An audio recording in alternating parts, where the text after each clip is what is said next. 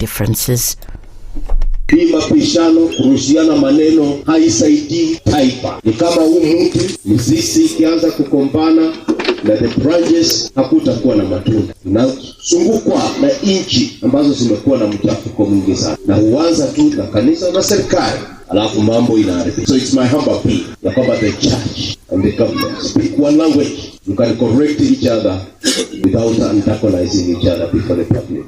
And in the international scene, Syrian rebels have declared President Bashar al-Assad's ouster and taken control of Damascus, ending his family's iron-fisted rule after more than 13 years of civil war. The rebels also dealt a major blow to the influence of Russia and Iran in the region, key allies who propped up Assad during critical moments in the conflict. Iran's embassy was stormed by Syrian rebels following their capture of Damascus. Syria's army command notified officers Sunday that Assad's rule had ended. Meanwhile, Egypt has called for national consensus and reconstruction in Syria after the ousting of Assad by rebels. In a statement by the Foreign Ministry, Egypt urged all Syrian parties to unify objectives and priorities and initiate a comprehensive and inclusive political process that lays the groundwork for a new phase of consensus and internal peace. It said Egypt is committed to working with regional and international partners to help the Syrian people facilitate reconstruction efforts and support the safe return of refugees to their homeland. That's the news wire. I'm Leah Ubaga.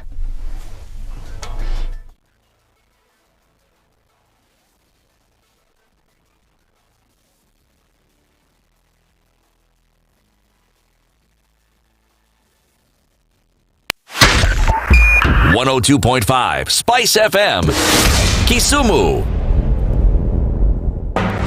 The following takes place from 6 a.m. to 10 a.m.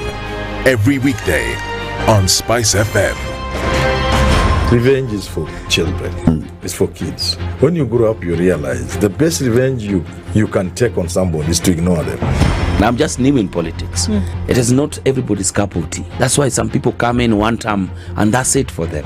Political parties in this country do not have ideologies, whether luring or otherwise. And that is the effect of corruption. Any time an offense occurs anywhere in the country, it is the job of the Inspector General to look into it. Whether it's corruption, whether it's murder, whether it's petty, that is his job. If we have chosen to be a corrupt nation, then we produce corrupt leaders. Everything then becomes chaotic that you cannot be able to change a nation. The Situation Room, Kenya's biggest conversation. This is one of the hottest show that we can ever miss in the morning, and it's a show that really gives a real situation in the Situation Room. Pleasure to be here. Thank you guys so much. Ndutha, nice meeting you.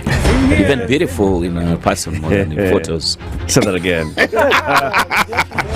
Character is like pregnancy. You cannot hide it. You know, people hiding here and there, you know, but after 2-3 months, 5 months, now you realize, so that is why the attitude that you were showing us, you're pregnant.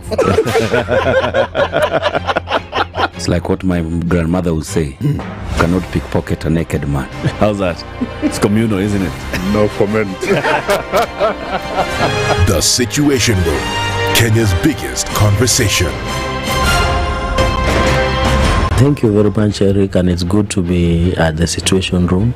Always a pleasure coming here. This is the most challenging interview panel in Kenya. You guys are very well informed, and as you can see, Charles today, very philosophical.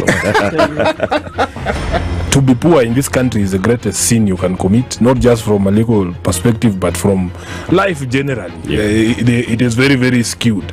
We've just heard on the floor of Parliament, just most recently, a leader within the ODM saying that Sisi ni ng'ombe is a baba. Yeah. Which means that you are willing to be milked dry. You cannot force me to believe.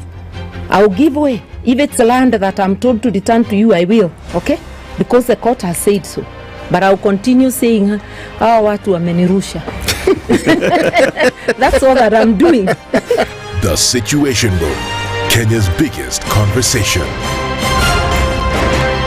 If you go out of this country and come back the same person, then you have a problem. Buy land, 1 million. put it there for 5 years.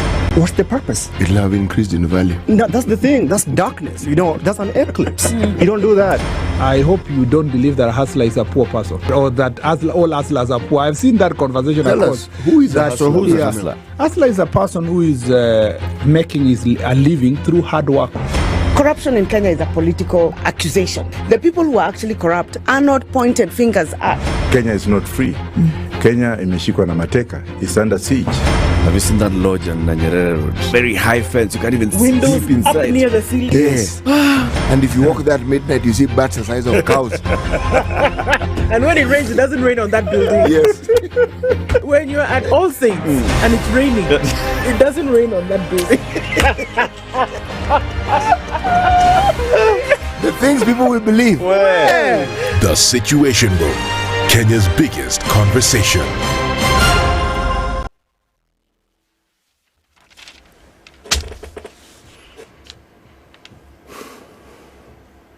Good morning, people. How are you this morning? Is it morning? No, it's not just morning. It's Monday morning. Bright and early. Bright in the sense that you are up and it's you who's feeling bright. It's still dark. If we look at traffic on our roads, well, everything seems to be as it always is, except on Mombasa Road. There is a hole that was dug in the middle of the road. I think they have a relationship with that hole that has been dug somewhere in El Selassie. And when you think of the jams on that particular road, well, jams are being experienced even now on Mombasa Road. However, the good news for those who are on Thika Road is actually free of traffic. But in an hour's time, I assure you that will not be the story. If you look at Wayaki Way, Landis, nothing. Jogo Road, Kiambu Road, traffic, little smidgets here and there, but nothing to talk about. Southern Bypass the same, Eastern Bypass the same. Drive safely, and in the event of encountering something untoward, please give us a shout and let us know. Have a lovely Monday morning, on to a lovely week.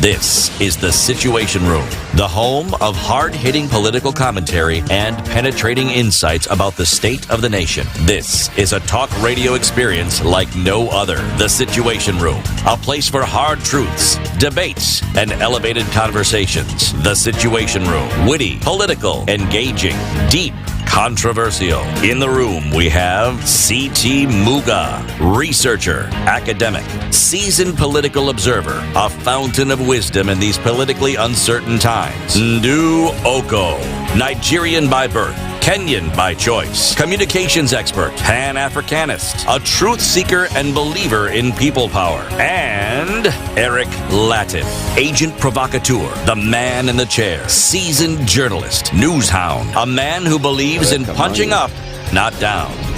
This is The Situation Room, the only way to start your day. Okay, good morning. It's 12 minutes after 6. It's on the 9th day of December 2024. How you doing? Welcome to Kenya's biggest conversation. Hoping you had a lovely weekend. Siti, how are you? Fine, thank you. How was your weekend? Quite eventful, actually. Yes. Yes. There's a friend of mine, a friend of ours. Very good. Whose daughter was being rurashoed. This is good. So I attended. It was a rurasho? It was a rurasho. I made sure I got it right. It wasn't the other one. Okay. Gurasho. Gorario. Okay, that one. Rurasho. I got it right, Rurasho. Okay, and they even have this thing that indicated this is what it was. So I got it right, memorized it. Let me tell you, these functions are important to attend. And I must say this, ladies, well done. They were resplendent in colors, my friend. Just looking at the colors that were on display was wonderful. The men.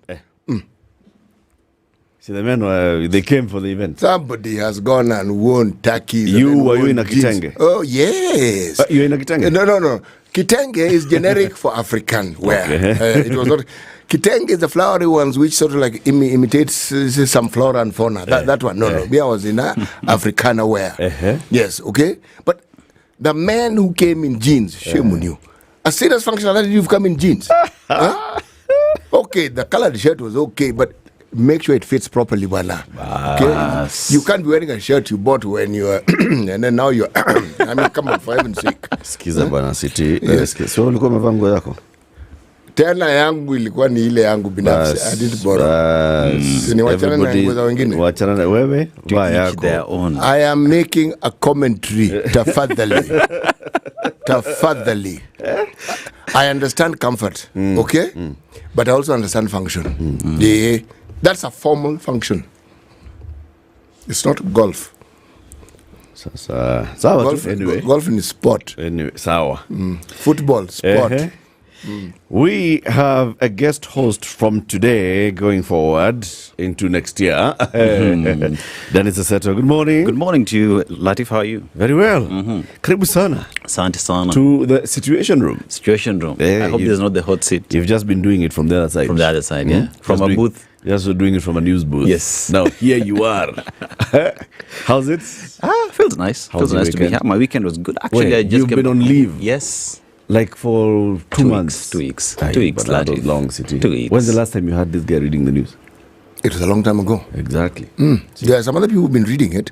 They were not you. They were not me, yeah. Yeah, you know, we're also trying to groom some people, yeah. We're trying to groom some people. Yeah. Okay. This grooming, I'm told, is a good thing. Yeah. That's what City should be doing. Grooming people on how to dress. See, kuanika watu kwa radio. I see where you're headed. Eric, I'm in full agreement with you. I'll expand my horizon. Yeah. Karibu sana. How was your weekend? Mine was good. Yeah. Mine was good. Did a couple of things here and there. And then... No, I didn't go fast. It was just we'll go to within. We'll go to within. We'll go within. It means you didn't go beyond Salama. Yes. Yeah, that's true. I didn't go beyond the Machakos Junction. Yes. That's within. All right. Yeah.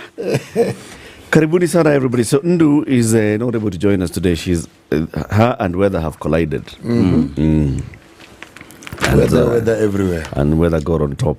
So Sigei under the weather, my friend. Lakini we wish her all the best. She will be getting better and coming to join us soon. So let me tell you what we shall discuss. So we saw that KMTC Nairobi had a graduation ceremony the other day, right? And there's what we look at at KMTC. The Kenya medical training colleges across the country, we have many of them now. And it's a good thing, by the way. Any part of the country you go to, you'll find a KMTC, this and the other. KMTC here, KMTC there. KMTC train our medics, the nurses there, lab technicians, technologists, what are they called? Pharmacists. Pharmtechs, yes. I was about to say pharmacy technologists. That's what they are. That's what they are. You describe them well. Yeah, farm techs and all, and they've been doing very, very well. So we'll be joined by the CEO, Dr. Kelly Oluoch, to come and tell us what the fit-for-purpose healthcare workforce that they are producing is doing, and where do they end up going? All right? Are they actually getting absorbed in the Kenyan job market, or the graduates of the Kenya medical training colleges? Right? And then now, as we start getting into the countdown to the end of the year, let's look back at what we've seen in this year. We've seen several alternative voices, and we'll start hosting those alternative voices to come and, let's hear what they've been saying in this year. One of them is Jimmy Wanjege, who's been here many times and has been talking about very many things and has ruffled a couple of feathers. Jimmy Wanjege joins us at 8 a.m. to talk about it. He keeps saying party leader Safina. He is not. But he's not party leader, he's a member. He was the presidential candidate, but he is not the party leader. He's not the party leader. No, the party leader is still Paul Kiboge Moite, senior counsel. Anyway, so those will be the conversations that we have today. For now, let's get into look at the weather forecast. Dennis, you look at the weather forecast. We look at the weather forecast. It is 18 minutes after 6. And then thereafter, you will be saying hello to us. If you are online on YouTube, on Facebook, on X, and TikTok, say hello. Dennis will be acknowledging your presence shortly. Say hi to Dennis Aseto, mwambie karibu sana, kalia kiti na yote mawili. Unajua maneni hayo.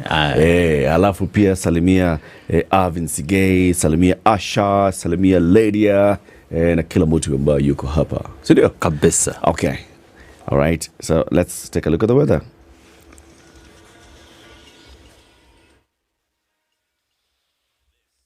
This is the Situation Room, the only way to start your day. This festive season, gift yourself the magic of realness. Because whether it's a laugh, a cry, or a gasp, it's better when it's shared. With Del Monte, and this season, we at the Situation Room on SpiceFM are glad to keep it real. Drink up and make merry with those who keep it real this 12 days of Christmas and beyond. Join Okoh, CT Muga, and Eric Latiff this festive season as we unpack the real joy with Del Monte. Made from 100% real fruit juice with no added sugar or preservatives. Enjoy Del Monte, real, recognized, real. The weather with Spice FM. And very well. Now, weather Nairobi, 15 degrees Celsius, highs of 26 and lows of 15. Now, Kakamega, that is highs of 30 degrees and lows of 14, and the whole day shall be experiencing 16 degrees Celsius. And we go to the coast, Mvita, Kenya, that is 31 degrees Celsius, the highs and the lows of 25 degrees. Across the borders to Kampala, Uganda, 28 degrees highs and the lows of 18 degrees. And we go to the United States of America, where we shall be experiencing 12 degrees highs and lows of 4 degrees. And London, United Kingdom, highs of 8 degrees and 7 degrees. That is what we shall be experiencing today. Also, remember to talk to us wherever it is you are and tell us how the situation is. Mature, intelligent talk every morning. Spice up yourself.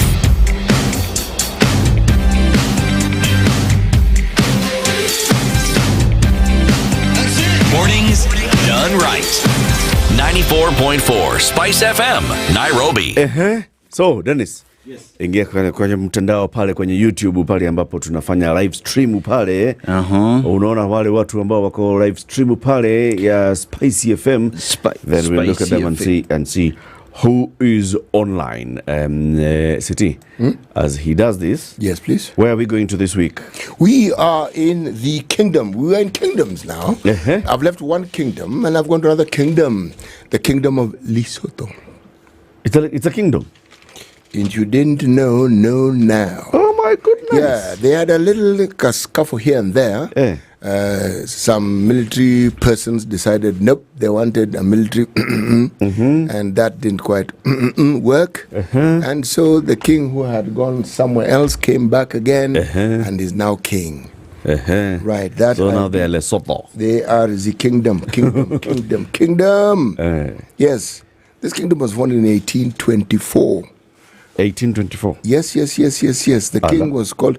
There are those who say Moshushu, or there are those who say Moshoeshoe. Moshoeshoe. So that one depends on who you depends on who it is. Yes, exactly.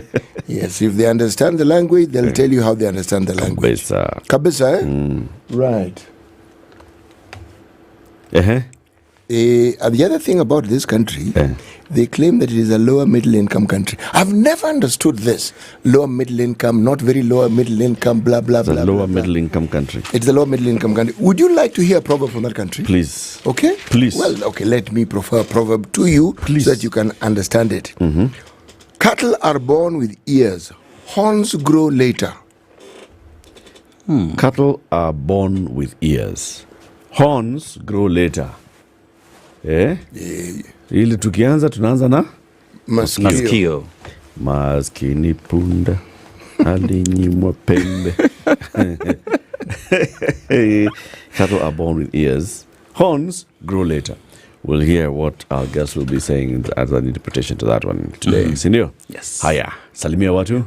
And yes, indeed, wacha tusalimie Don Sabwa, who says, waongei watoke, how are you? And then we have Rosaline Nekesa, anasema yuko from NYC, that is New York City. Then we have Robert Mbogo, toka Mombasa, anasema good morning. Greeting from Dayton, from Minnesota. And salams from the slopes of Mount Longonot, that is Jack Atambo. And Michael Olande says, good morning, dear friends, Ndu, CT, and Eric. Equally, Aseto is here. Weekend ilikwaje, Eric? Niko fiti. And Musi Els, good morning Kenya. Now Bongi Juma, good morning Spice guys. How are you all doing? And yes, indeed, we go to the Kikombe. The Kikombe says, good morning to you guys. Gilbert Kimunge, good morning from Tampa, Finland. And Vincent Ndishu, good morning. Spice, looking forward to a productive discussion this week. And from Hong Kong, Robinson Kisero says, morning folks, good to be here listening to very insightful and brain-wrenching conversations. Good morning, SpiceFM. That is Telandinda watching from Konza City, Karibu Sana. And Steve Micah, happy new week, gang. Good to know our good friend Iningo Pram Pram got re-elected. And good morning, City, Eric and Ndu, Rachel Wanjiru. Ningo Pram Pram. Yes, and good morning, City, Dr. Fico. This is the last corporate week and then Christmas begins. Wako wengi sana. Chini kabisa kule kuna watu ambao wanajua umeingia. Dennis Kariuki, happy new week. Jamhuri Day loading, listening from Doha, Qatar. And a good morning, Situation Room. A Merry Christmas, tuned in from Alaska, aka Kikuyu. That is Alfayo Ingolo. And Eddie Jaggers, tuned from Ruiru. Where is Ndu Okoh? Well, Ndu is under the weather. We wish her the very best, but she'll be joining us as when she gets better. And Douglas Nyambane, watching from Mombasa. Henry accepted. Yes, accepted. Good to see you all. Now, all munafanya kazi njema. Keep it up. Yes. I've seen someone from Lesotho. I'm looking for that guy from Lesotho. I haven't seen that. Wako wengi sana. They keep on streaming in live and straight. And Iregi Wanjohi. Morning, Eric. City and Aseto. Nice to see you again. Say hi to Asha. I don't know her, but I just like her name and assume how she looks. She will know you. She will know you. Okay. City, umetupatia proverb, eh? Yes, I have. Okay. You want me to tell you the proverb again? Please tell us the proverb again. Yes, let me start from the very beginning. The proverbs for this week are from the kingdom of Lesotho. Yes. Okay? Yes. Kingdom. It was previously known as Basuto land. These names that... Basuto land. Yes. It is the largest sovereign enclave in the world. The only one outside the Italian peninsula, meaning Italian peninsula has these small places that are called countries, okay? But the thing about it that is most interesting, it has the highest peak. In terms of height, if you're looking at even countries, generally speaking, you could do kabisa. Above sea level? Allah? Yes. Highest peak? Meaning, it's a high country. It's a mountainous country. Okay. So most of the country is elevated. That is what I mean. Okay. Not like ours where there's Mount Kenya, then coast, then Rift Valley. Yes. Population of around 2 million people. The proverb, cattle are born with ears, horns grow later. Kabisa. Okay. Dennis? Yes. Tell us what's on the front page of the Standard.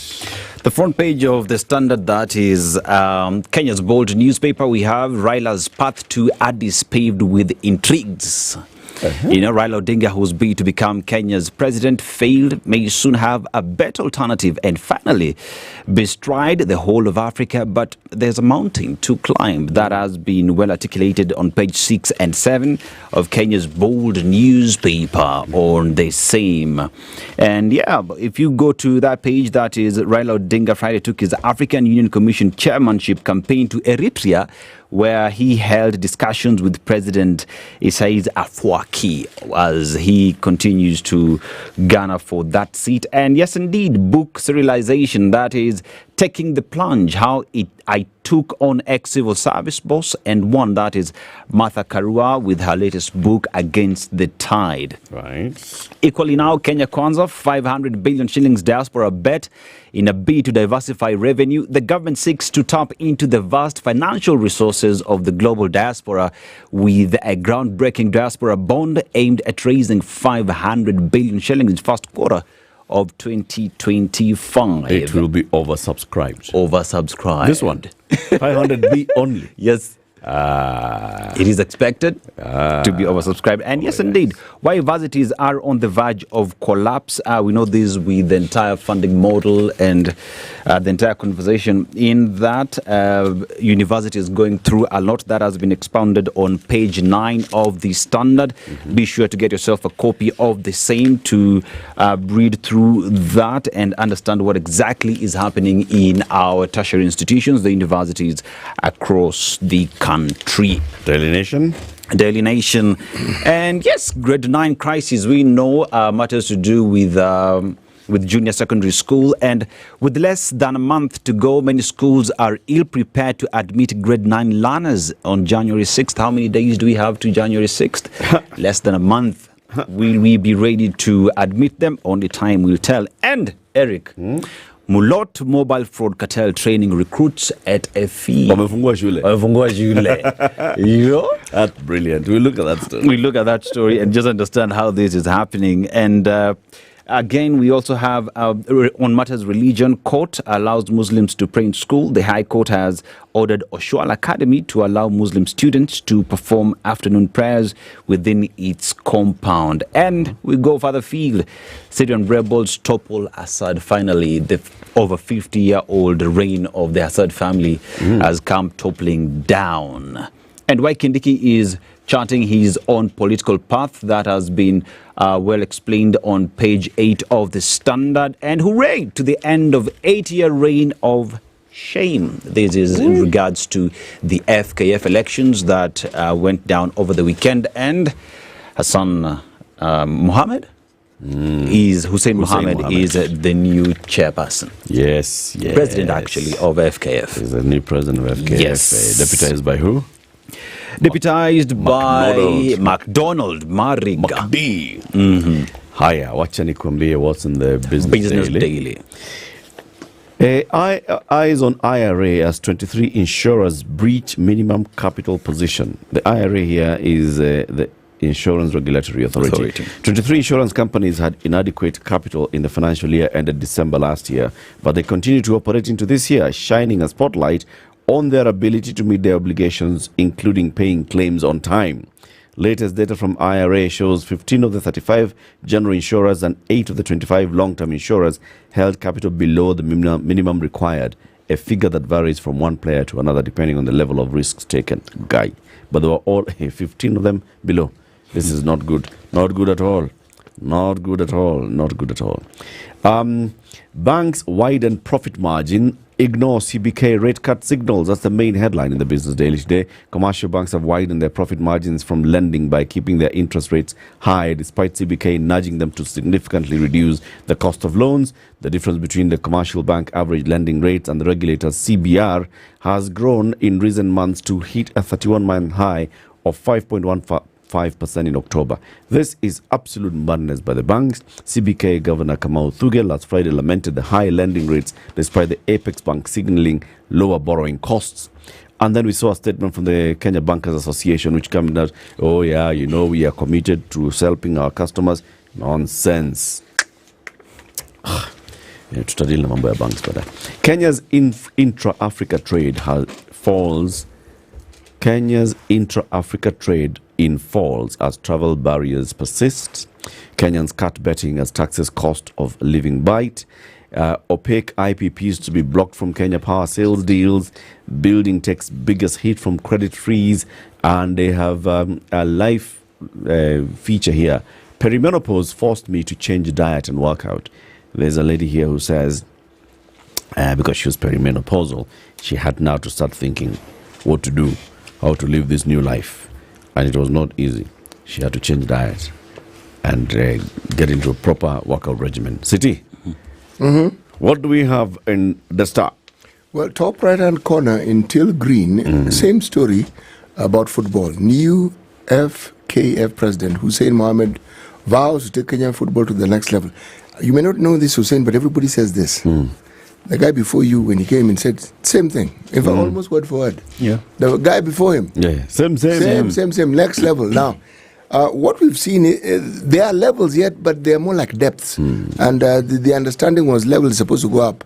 But what we've seen is these levels I keep speaking of, fewer and fewer people watch football.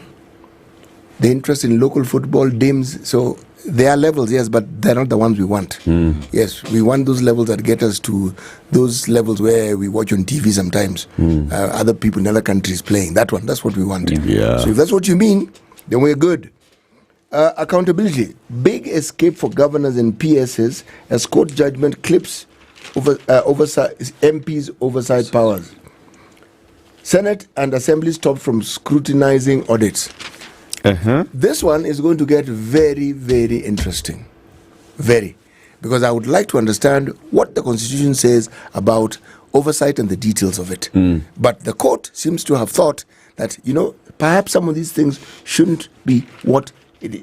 Like scrutinizing audits. How then do you expect to put in place What's the oversight? story there? This story, my friend, is a very interesting one. Let me just read a line. Governors, principal secretaries, accounting officers in government may get away with damning accountability questions following a radical court judgment that clips MPs' powers. In the judgment, High Court Judge Jarius Nga barred Parliament and county assemblies from considering any audit reports 3 months after receiving it from the Auditor General. Okay, so it's about timelines. It's about timelines. Okay. So make sure that you finish this thing as soon as it comes out. Because Parliament they receive the report, it sits there, then you start looking at it 1 year later. What's the point? 1 year later is you're giving us history lessons, which are not very useful. Okay? All right. Suppliers' nightmare as spending bills hit 15 billion in 20 counties in 3 months. 3 months. Spending bills have hit what? 15B. In 3 counties. 20 counties. The story is on page 6. This is not a good story. Doesn't matter how I look at it. Doesn't matter how I twist it. Some suppliers and contractors have reportedly committed suicide. Others are dying of depression. Okay? This is not a good story. It's not a good story at all.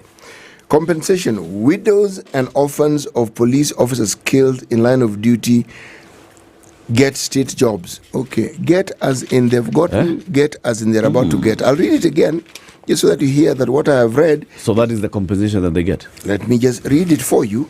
Widows and orphans of police officers killed in line of duty get state jobs. The story is on page 20. Veterans bill in the work to fast track compensation to improve working conditions. Okay? And yo. At least 6 widows and 3 orphans of police officers who died in line of duty have been employed by the government in a program to support their families. Okay? At least.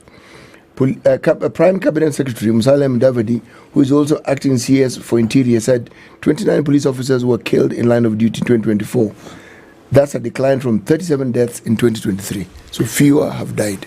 Okay. But then, employing somebody's widow so that they can continue supporting their family, that does not really compensate for somebody dying at work. Because now this person gets a job and they're working, they're earning for the work that they're doing. They're working. The death has not been compensated. If we read this story, there are details that perhaps would shed more light on this particular one. Okay? Right. Now, bang in the middle of the paper, mandate 20 were least vocal in expressing public or constituent views. This picture, when I first looked at it, I wonder, why are all these people here? They haven't died, have they? Actually, 18 pictures of people. These people happen to be members of parliament. This picture has 18. From Sabatia, Kuresoi, they're all over the place. Who? These MPs have said nada. Yani, they've been in parliament. This was Mr. Speaker, sir. This one. They check in, they check out. Check in, check out. They believe. Top on the list? Representing silently. There's no top. These guys all don't talk. Who's the top left? Top left is a guy called Clement Logova from Sabatia. Okay? Then top bottom right. I'm trying to pick up, okay? There's a lady called Irene Kasulu. She's from Kitui. And next is a guy called Stephen Washira, like Kipia. Paul Kibet Rongai. Patrick Simiu Cherangani, Patrick Osero Borabu, Oscar Sudi, Kapsaret. These people keep saying bad things about Sudi. He's not the only one who doesn't talk. There are other people who don't talk. There are many others. So don't pick on the fellow. Joseph Iraya, Joseph Kipkosei, Madhia Robi, Mohamed Machele, Mvita, George Aladwa, Madraka. Yes, Madraka. Paula Bur Rongo, Irene Mrembo Bahati, Dena Hamisi, Charles Gumini, Bare Abdi, Alfred Kiprono. By your silence, we have heard you. Yes. Loud and clear. Loud and clear. MPs yet to say a word in Parliament in 2024. You have 3 more years to speak, so it's okay. There's time. There's time, Chief. Just gather your wits, gather your words. But so in far, time you'll we've speak. heard you. They will tell you. But yes, in your silence, we have heard you. Parliamentary work is done in the committees. Yes, exactly. You should come to my committee and see what we have, do there. I have actually spoken. Yes. Oscar Sudi will say that. Should come to my constituency. Oscar Sudi is in which committee? Do you know? Wow. No. I don't know. See, I told you, the guys who pick on Oscar Sudi, you know now. Engineer. He must be in the roads and transport. Yes. The People Daily has the same for the headline. Least performing MPs. Of course, they have photos there. Oscar Sudi Kapseret, the lady from Kitui, Erin Kasaku, Charles Gimose from Hamisi, Paula Buo Rongo, Patrick Osero, Burabu, Geoffrey Aladwa Makadara, Bare Hussein Tarbaj,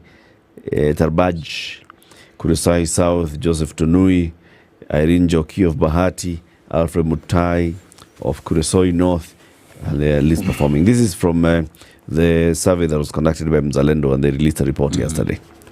Haya, Kindiki and Gachagua clash over IEBC standoff. How last-minute intrigues steered Hussein to FKF victory. Syrian rebels topple strongman Bashar al-Assad. Those are the headlines in the People Daily. Let me tell you what's in the Taifa Leo quickly. Ukona East Africa, look. I have the East African. Let me tell you about the Nini, then you tell us about the East African. Yes. Sudi na Aladwa bado wabunge bubu.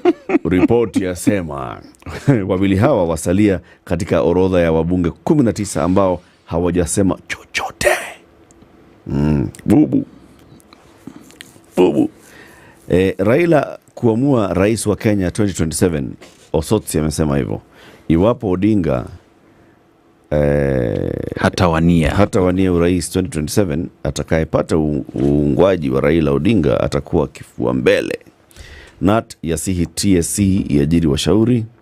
Usikaidi mzee wa kijiji Mombasa. Mswada wapendekeza faini ya shilingi 20,000 kwa watu watakaokaidi wazee wa vijiji. Yani you go against what mzee wa kijiji tells you. 20k. Even if the fellow is wrong. Usikaidi 20k. Asiyesikia la mkuu atalipa faini. That's a modern proverb. Okay, sawa. Haya, the headline here, tangu kutemwa kwake Gachagua sasa ni mwiba hatari unachokonoa serikali ya Ruto. Gachagua arusha mawe. Naibu rais huyo wa zamani aita serikali ya William Ruto dhalimu, akirejelea utekaji nyara wa wakosoaji, kutokubali kurekebishwa kwa viongozi wa makanisa na kulemaza mchakato wa kuteua makamishna wa IEBC. So Gachagua now is being a opposition leader. Yeah. Gachagua actually believes that people believe him. It's a good thing to do that. It's a good thing. Like now he can come and say, me, I am clean. Me, when I was in there, I'm the one who was fighting for these things. Yeah. I am the one who was telling the president that no. Eric sema ikutoke. And then now that is Wacha niseme initoke. Gachagua was right there when all these things were happening. He can't come and say that, I'm the one, for example, who was against the raising of taxes. He sat and chaired cabinet committees that approved a raising of a budget from 3.6 trillion to 4.2 trillion. How did he expect that money was going to be raised? What did he think? So you're okay with 4.2 trillion shillings budget, but you're not okay with raising taxes. Yeah. And yet that is the means by which you're supposed to raise that 4.2 billion. Yeah. Trillion, sorry. It's either you raise the taxes or you borrow or you both. Yes. Yes, and him he bothed. He bothed. Yes. No, he claims that he was against the raising of taxes. So that means he was for loans. Why didn't he speak then? Why didn't he speak then? He spoke. You guys weren't listening.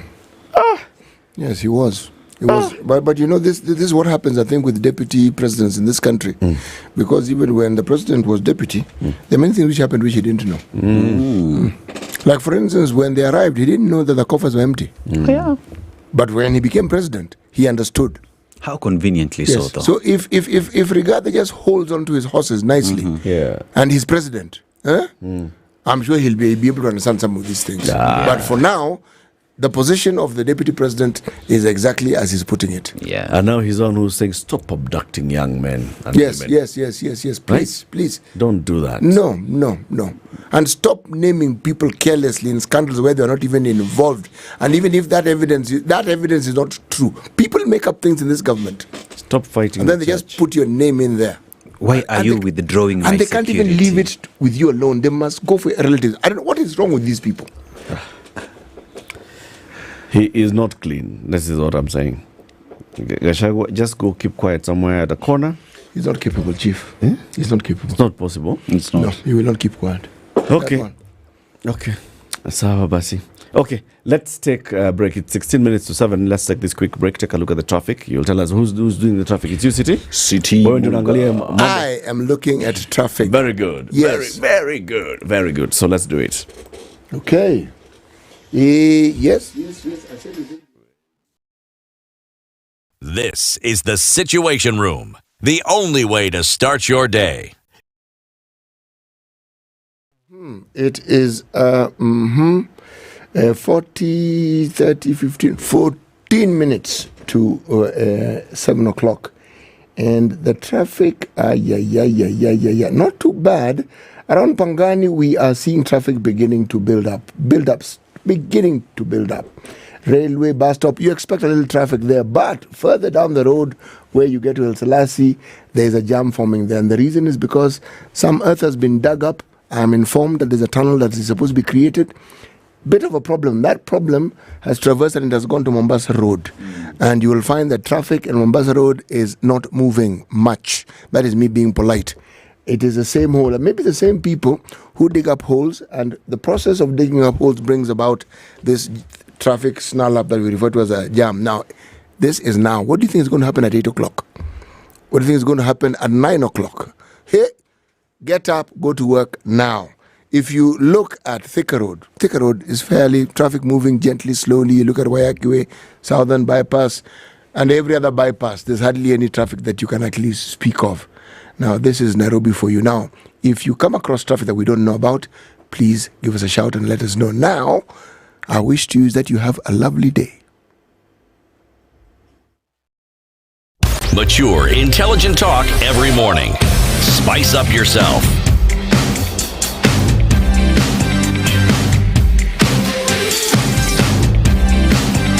Mornings done right.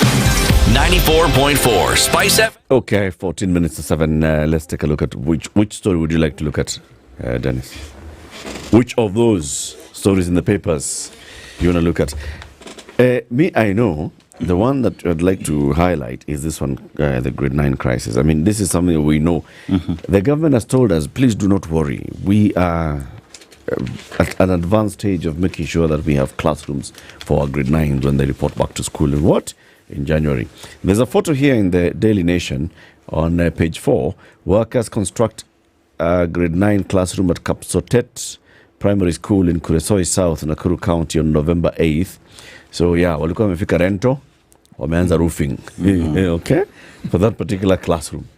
With less than a month to go, many schools are ill-prepared to admit grade 9 learners on January 6th. Spot checks across the country by the nation indicate, while construction of classrooms to accommodate the pioneer learners under the CBC is ongoing in some schools, in others, the same has not started or is behind schedule.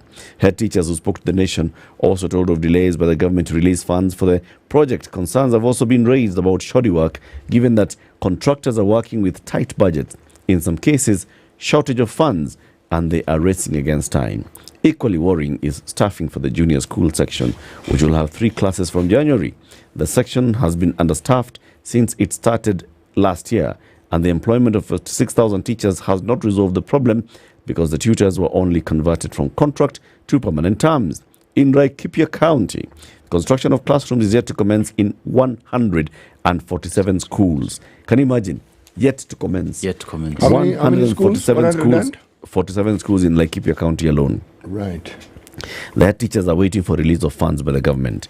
Data from the Office of the County Director of Education indicates that only 36 classrooms are at completion stage.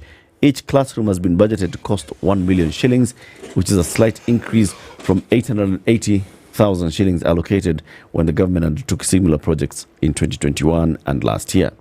County Deputy Director of Education Felix Hamadi confirmed that phase 1 of the project had 31 classrooms, 22 almost complete, 9 still under construction. Phase 2 of the project targeted 75 classrooms, 14 are almost complete, the rest are at various stages of construction. For 8 of them, foundation laying has just been completed. Guy. NGCDF had pledged to construct classrooms in 28 schools, but the work is yet to start in 8 schools. Some 11 classrooms are complete, while the rest are at various stages of construction. Now, this is just that. In the North Rift region, the construction of classrooms is ongoing in most counties, with managements of schools attributing delays to inadequate funding. At Miskwoni Primary School in Kapenguria constituency, West Pokot sub-county, the head teacher, James Matolo, disclosed that they have not received the funds for the project. The institution also has an acute shortage of teachers and learning materials. He said, "We have 400 learners, with 30 of them set to join grade 9, but there are only 2 teachers for junior school." 2 teachers for junior school. Junior school is grade 7, 8, 9. 2 teachers. Hii ni mambo gani but. And at Kitale School in Trans Nzoia, 7 classrooms are under construction in preparation to host 420 grade 9 learners. In Wasingishu and Elgeyo Marakwet, similar classrooms meant to accommodate grade 9 learners are either incomplete or construction is yet to kick off. Now, you wait and see the response that will come from the Ministry of Education today and from other leaders from this region who are particular supporters of Kenya Kwanza. They'll be saying, oh, these ones are liars. Can you just see, I mean, there's time, there's a month to go. How long do you think it takes to do roofing in a school? Just do a week and we're done.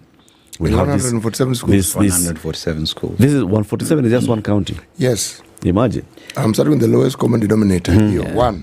Yeah. In 1 week, 2 In weeks. some places, they have just dug the foundation. Yep. At least that's a start. You know, that's... You know the thing that I find puzzling, Eric, is there seems to be this push and this insistence that we must start everything anew. Yeah. If the improvement is meant to make things better or change things for the better, one even understands. But then one also wants to understand that all this has been, one is prepared for the processes that will bring about this change. This is not what we're witnessing here. Yeah. We're witnessing the pronouncement of change, but the preparation to bring about this reality is far from what would be expected if the change is even to begin occurring. Yeah. And this is not just about the CBC. True. You're talking about university funding. Yep. You're talking about healthcare provision. Yep. We are in exactly the same spot. Same. What are we to say about such a matter? You know, if you look at, for example, the rollout of UHC, right? If you look at the rollout of university funding, it is all about people doing something on paper and sitting back and saying, we have done the work. And we kept asking. Remember, we kept asking about university funding here. We did. Yeah. We kept asking, so how are you going to do the means testing? Exactly. Oh, we have a tool. Yeah. Okay, we get the tool thing. How are you going exactly to do the means testing? How do you know today the needy students? Is it possible for you to know the needy? It's very possible. So how are you going to do it? Oh, we have a tool. We go to that end, and the tool obviously did not work as it should have worked. Same thing with UHC. You have a year. How are you going to roll out this? Do you know the number of health facilities that need equipment, that need healthcare workers? Do you have a budget allocation for these 2 funds, the primary healthcare fund, the emergency and chronic illness fund? Yeah. Do you have sufficient money to actually put into this? Because if you don't have money to put into the primary healthcare fund, this whole thing collapses. Do you have proper communication for the rollout of SHIF and the transfer from NHIF to SHIF? Do you have... Oh, how it's going to look like, this is going to be a game changer. Yeah. Boardroom conversations. Yes. It's the same thing with this CBC story. It is not an emergency. We knew from last year that we are going to have these grade 7s are going to go to 8, and then they will go to 9. And there's no new classroom in 9. The 7 and 8 was standard 7, standard 8. They could use that. Then they will need a new classroom in 9. We knew it. But no, now we are doing it last minute. And you see, Eric, right now, all excuses will come to the fact that, the 2024 finance bill was thrown out. We don't have budget allocations and whatnot. Yet, this was a plan that the government had, and they knew that grade 9 was coming. Yet, they decided to sit pretty. We will do it the last minute. Because you were talking about out of 75 schools, we only have 14. That is an entire county. Imagine. What happens to those kids when they finally transition? Because we have how many weeks to January?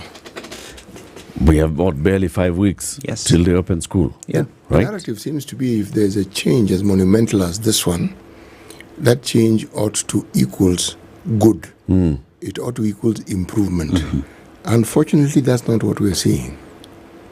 What we now witness is probably even more problems than we had before. True. Because the problems with the old system, we knew the system, we knew the problems. Yeah. And I have to ask this question. This particular inclination towards always bringing something new, did we learn from the other the previous system? Did we know what went wrong? And are we saying that we are correcting it with this one? And could we not have just corrected what was wrong in the other one? And with these new things we're saying, is it not possible for them to have been grafted into that old one? These are questions that I have to ask because they're in my mind. Yeah. Because this entire overhaul is causing pain. And it looks like this pain is going to increase. Poorly managed. It's a poorly managed overhaul and transition, in everything. And they will say, look at the manifesto. The manifesto, we promised to address university funding. We are addressing university funding. Yeah, but how are you doing it? You're doing it wrong. You promised to address to introduce universal health coverage. And look, we are doing it. Yeah, but how are you doing it? Come on. We promised to look at education and make sure that education works smoothly. How are you doing it? And you see, Eric, when you talk even in terms of the rollout of, say, SHA right now, just the other day I lost a friend because we went to hospital, sought out treatment, but they couldn't process that fund because the hospital just said, what? This SHA thing is not working. Wait. So stop back. So your friend is unwell. He's registered. He's registered under SHA. Under SHA. Goes to hospital. He is admitted. HDU, ICU, money processing. And doctors are like, we're not getting this money. So everything is being delayed. Processes are and doctors are like, we don't know what to do because the government is not giving us the money. So these are life stories that do exist on ground. People are dying. Kenyans are not accessing medication because how we're rolling out SHA is taking the wrong way. You're telling this story. My Uber guy told me the story of his grandmother and his father. These are people who, at that age where we were informed, they would get these services for free. Yes. And he told me, my friend, he doesn't understand this free thing because they were asked to pay a certain amount before certain service could be provided. He says, he was asking me, Siti, how do you understand this? I told him, I understand exactly what you understand. Free means you don't pay. Yeah. Okay? So if you're telling me the amount of money was what asked, level of hospital was it? Do you know? It was, I think, a level 5. Level 5. So they go to a level 5. Yes. And they are told you have to pay a certain amount to access the service. Yes, and why this Mzee had a problem was because he had an HIF which had worked. Yes. And had worked all those years. So he was told, migrate, he migrated. And now suddenly, this thing is not working. So he's wondering, now, first of all, I used to pay for this one. I've been told this one, because I'm of this age, around 75, it is free. And now I'm being charged. Yeah. So it's a bit of a disconnect. Yeah. I told him that whenever you have something as new as this, it may be the system that is having a problem figuring out what to do. Yeah. Yes. But then we had asked that question, had we not? We asked it many times. Folks, this thing called pilot, have you determined how well this thing is going to work? What do you know? I said, look, guys, have we figured out? Because the pilot then shows you where the kinks are so that you can sort it out. Yeah. But no, everything is on course. And here we are. Here we are. I know Those that are then responding to this, including the MP who doesn't speak in Parliament, Oscar Sudi, is saying that those who are raising questions here and there about this shift to SHA are people who have money. It's people who have money. Those are the ones who are fighting this thing. Well, we need to redefine it then. Because that 75-year-old grandfather is Mdosi. This guy retired God knows how long ago. Yeah. See, Eric, until you walk to Kenyatta Hospital and you see people on the lawns lying there because they are unable to access healthcare, then you'll stop saying that those people are Wados. Oh, those are the Wadosi according to the person who said so. He says that those are the Wadosi. Those are the people who, the ones who are just making noise constantly, left, right, and center. Right? Let's see how these rollouts will work. Let's see. But no, we should not see. We are seeing how they're working. It's just horrible through and through. Schools are going to reopen on the 6th, and many children will not have a class to go into. 6 is not far. Those that have a classroom will not have a teacher. And so on and so forth. But ni pepo chafu ndio napiga kelele hii Kenya. This is absolutely kemewe sana. Anyway, keep it here for more conversations coming up in the next hour. Like you said, we'll be looking at KMTC. So KMTC, yes, across the country, there's several KMTCs, many graduates coming out of this college every year, various healthcare professionals coming out. And what are they landing? What's the plan for KMTC going forward? 8:07 a.m. Time for the news.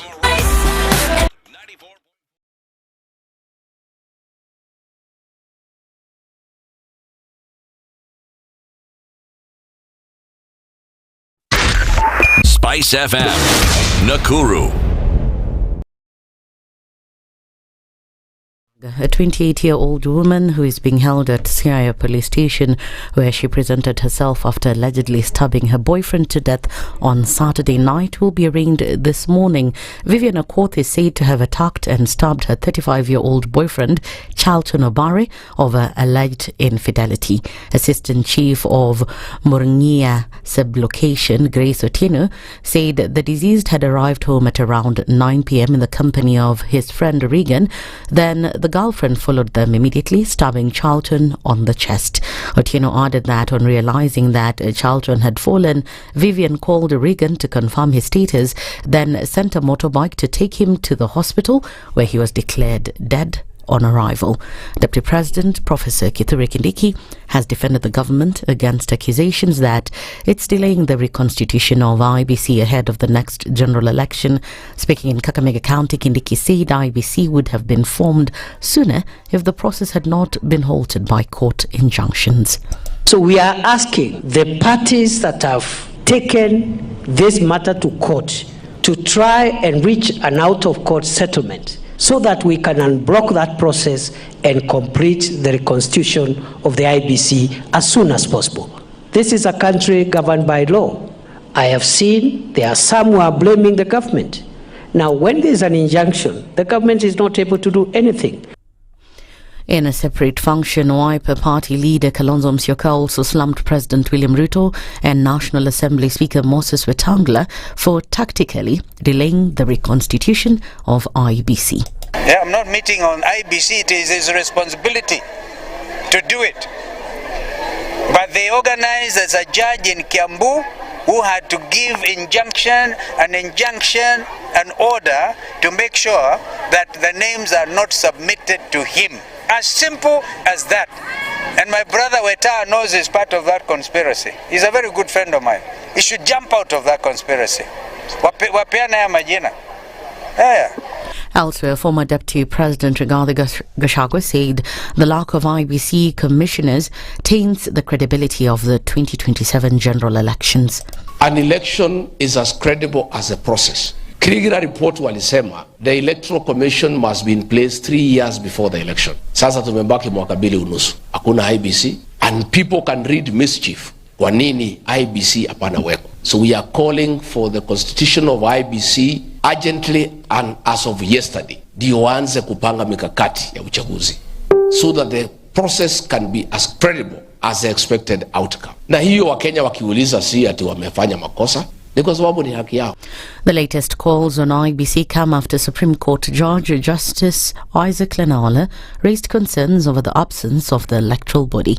Kapseret MP Oscar Sudi has urged Kenyans to ignore social media criticism against the Social Health Authority and register for the new public health insurance scheme. Sudi, an ally of President William Ruto, dismissed those faulting SHIF, saying they do not know what they are talking about. Watu wengi wanaongea sana, lakini hawajui mambo yenye wananchi wanapitia. Sisi wenye tunafanya harambee ya watu wagonjwa ndio tunajua ni nini tunasema. So na mmetuchagua kama viongozi wenu. Najua nasikia watu hapo social media wanaongea wanafanya nini. Wacha sisi tu fail. Lakini fuata ile kitu tunawaambia, alafu tuanguke, muje mtufukuze. Lakini msifuate ukora ya social media. Kwa sababu hii watu ya social media ni mtu fake. So mregister SHA inafanya na muulize wenye wameregister. Ndio tutoke kwa hii maneno ya harambee. And finally, in the international scene, a woman who alleges she was sexually assaulted by Didi Combs has amended her lawsuit to include allegations that she was also assaulted by Jay-Z at the same party.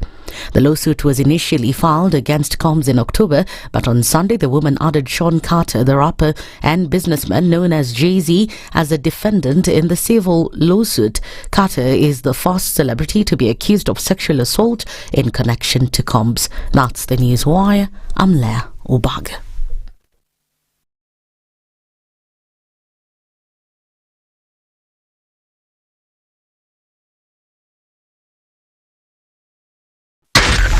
SpiceFM, Nakuru. Traffic is certainly beginning to build up. Around the railway bus terminus, there is traffic and it's most definitely on the increase. The areas around Mombasa Road, where I mentioned, now that one, lots and lots and lots of traffic. If you go to Thika Road, traffic is beginning to build up. And it's going to build up really, really rather nicely. If you look at Wayaki Way, not much traffic, but if you look at the build-up on Thika Road, it tells you very, very clearly that some of that traffic is going to feed off and is going to go in that particular direction. If you are looking at the bypasses, well, the traffic is moving, but it's slowly and very gently and very certainly building up. If you look at Wayaki Way, not much traffic, and whatever traffic is there is slowly but very surely moving. Landis Road, if you're looking at Raila Odinga Way, the traffic is beginning to build up. The build-up will mostly occur around the roundabouts. And those of you who are on the road and heading to work, drive carefully so that you reach your destination safely. You have a lovely day.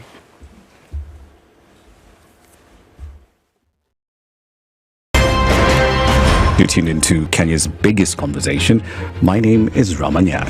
Amen. Amen. So 1 hour is over? Yeah. Oh, yeah. Okay. It gets over Can you imagine in 20 minutes. What the big boys have also done? I'm very proud of myself. When you understand about partnership in politics, it's like the way marriage is these days. When you're looking for a wife, you're like, oh, maybe you can help me pay you for fees as I pay for the rent. Why should you have a lioness living in your bedroom? I have to tell you a story. I went for a prayer meeting, which was called for the spouses of candidates for senators and governors. And when I got to the gate, the lady who was the secretary, she refused to, she's telling me, no. Leo tunataka wa mama. Leo ni wa mama. I'm telling her, no. She said, no, sio siku yenu. And I thought, there's a problem here, because if it was a man, but this was a lady. It will be called First Ladies until you change the name. The Situation Room, Kenya's biggest conversation.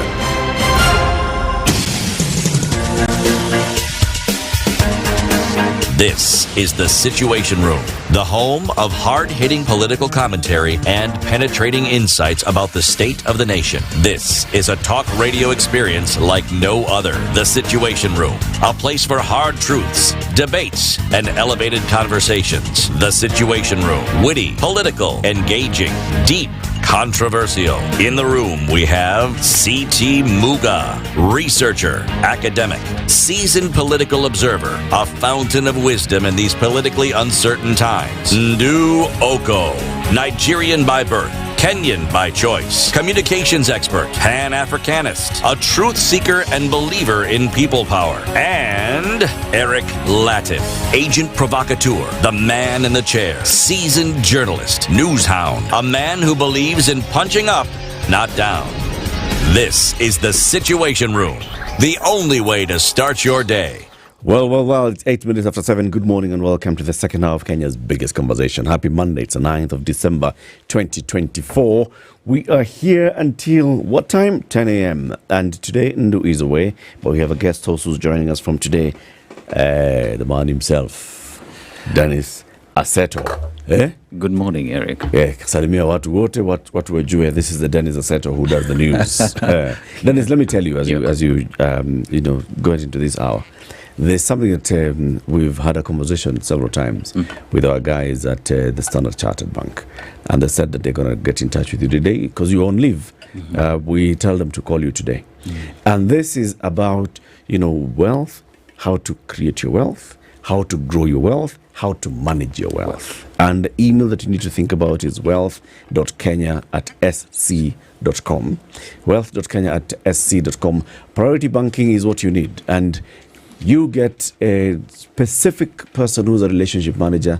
They have been trained, they are certified, they understand not only just the Kenyan market, but they understand the global market.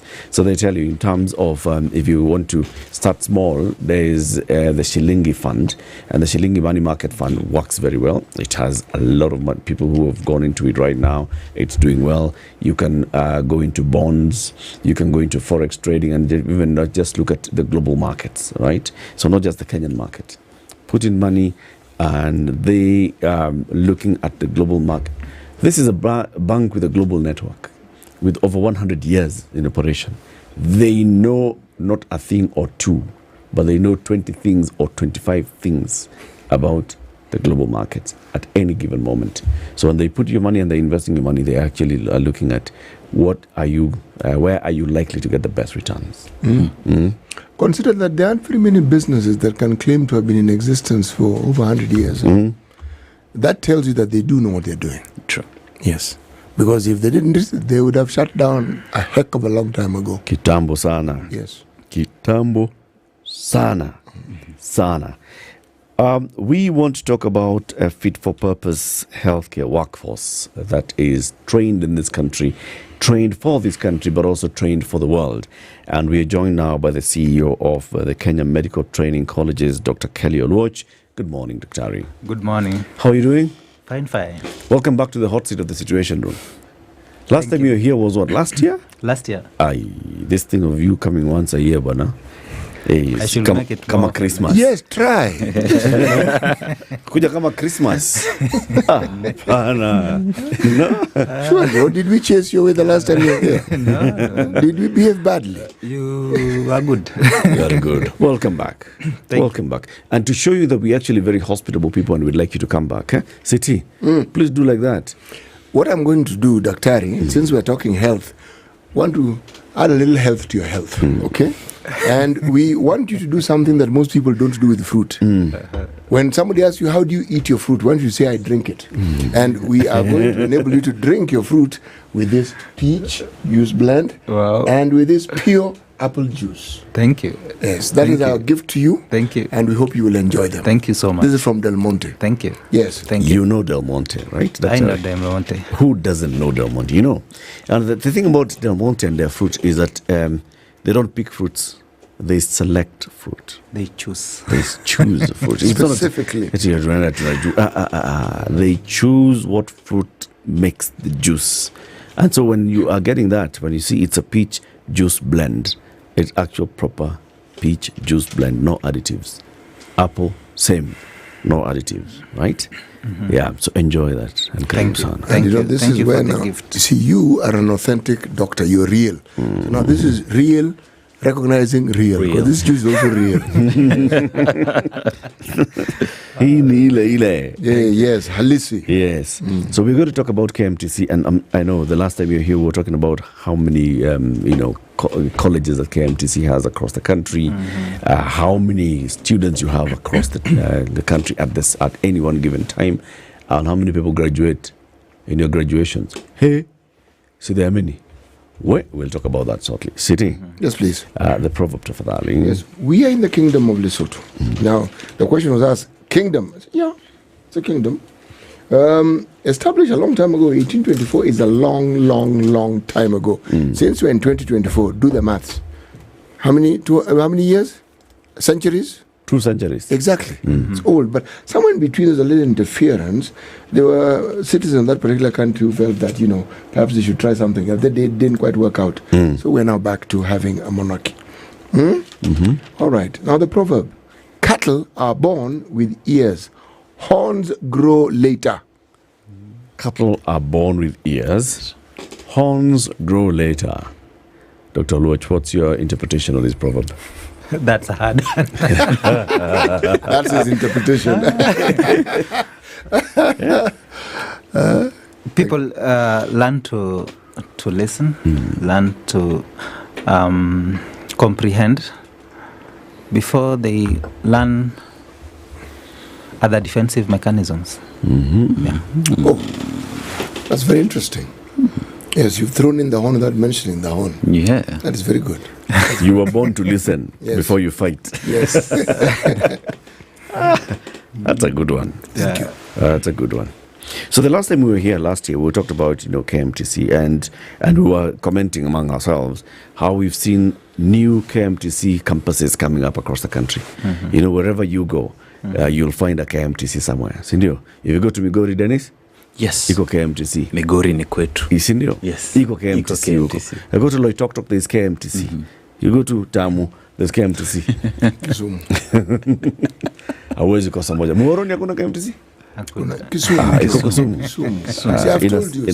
It is my county. Okay. Kisumu. Inaserve your region. Very good. Very good. Yeah. I know there's one in Makindu. I've seen it.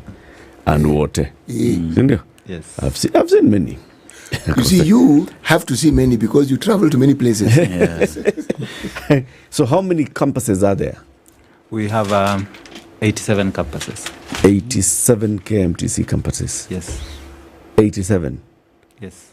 Wow, across the country. Across the country. How many students do you have right now? We have 66,807 students. What? How many courses are you offering? 66,000. How many courses are you offering? We have 99 courses. They are organized in 18 departments. And these departments are organized in 7 faculties. 99 courses, 18 departments, 7 faculties. Okay. And 66,000 students.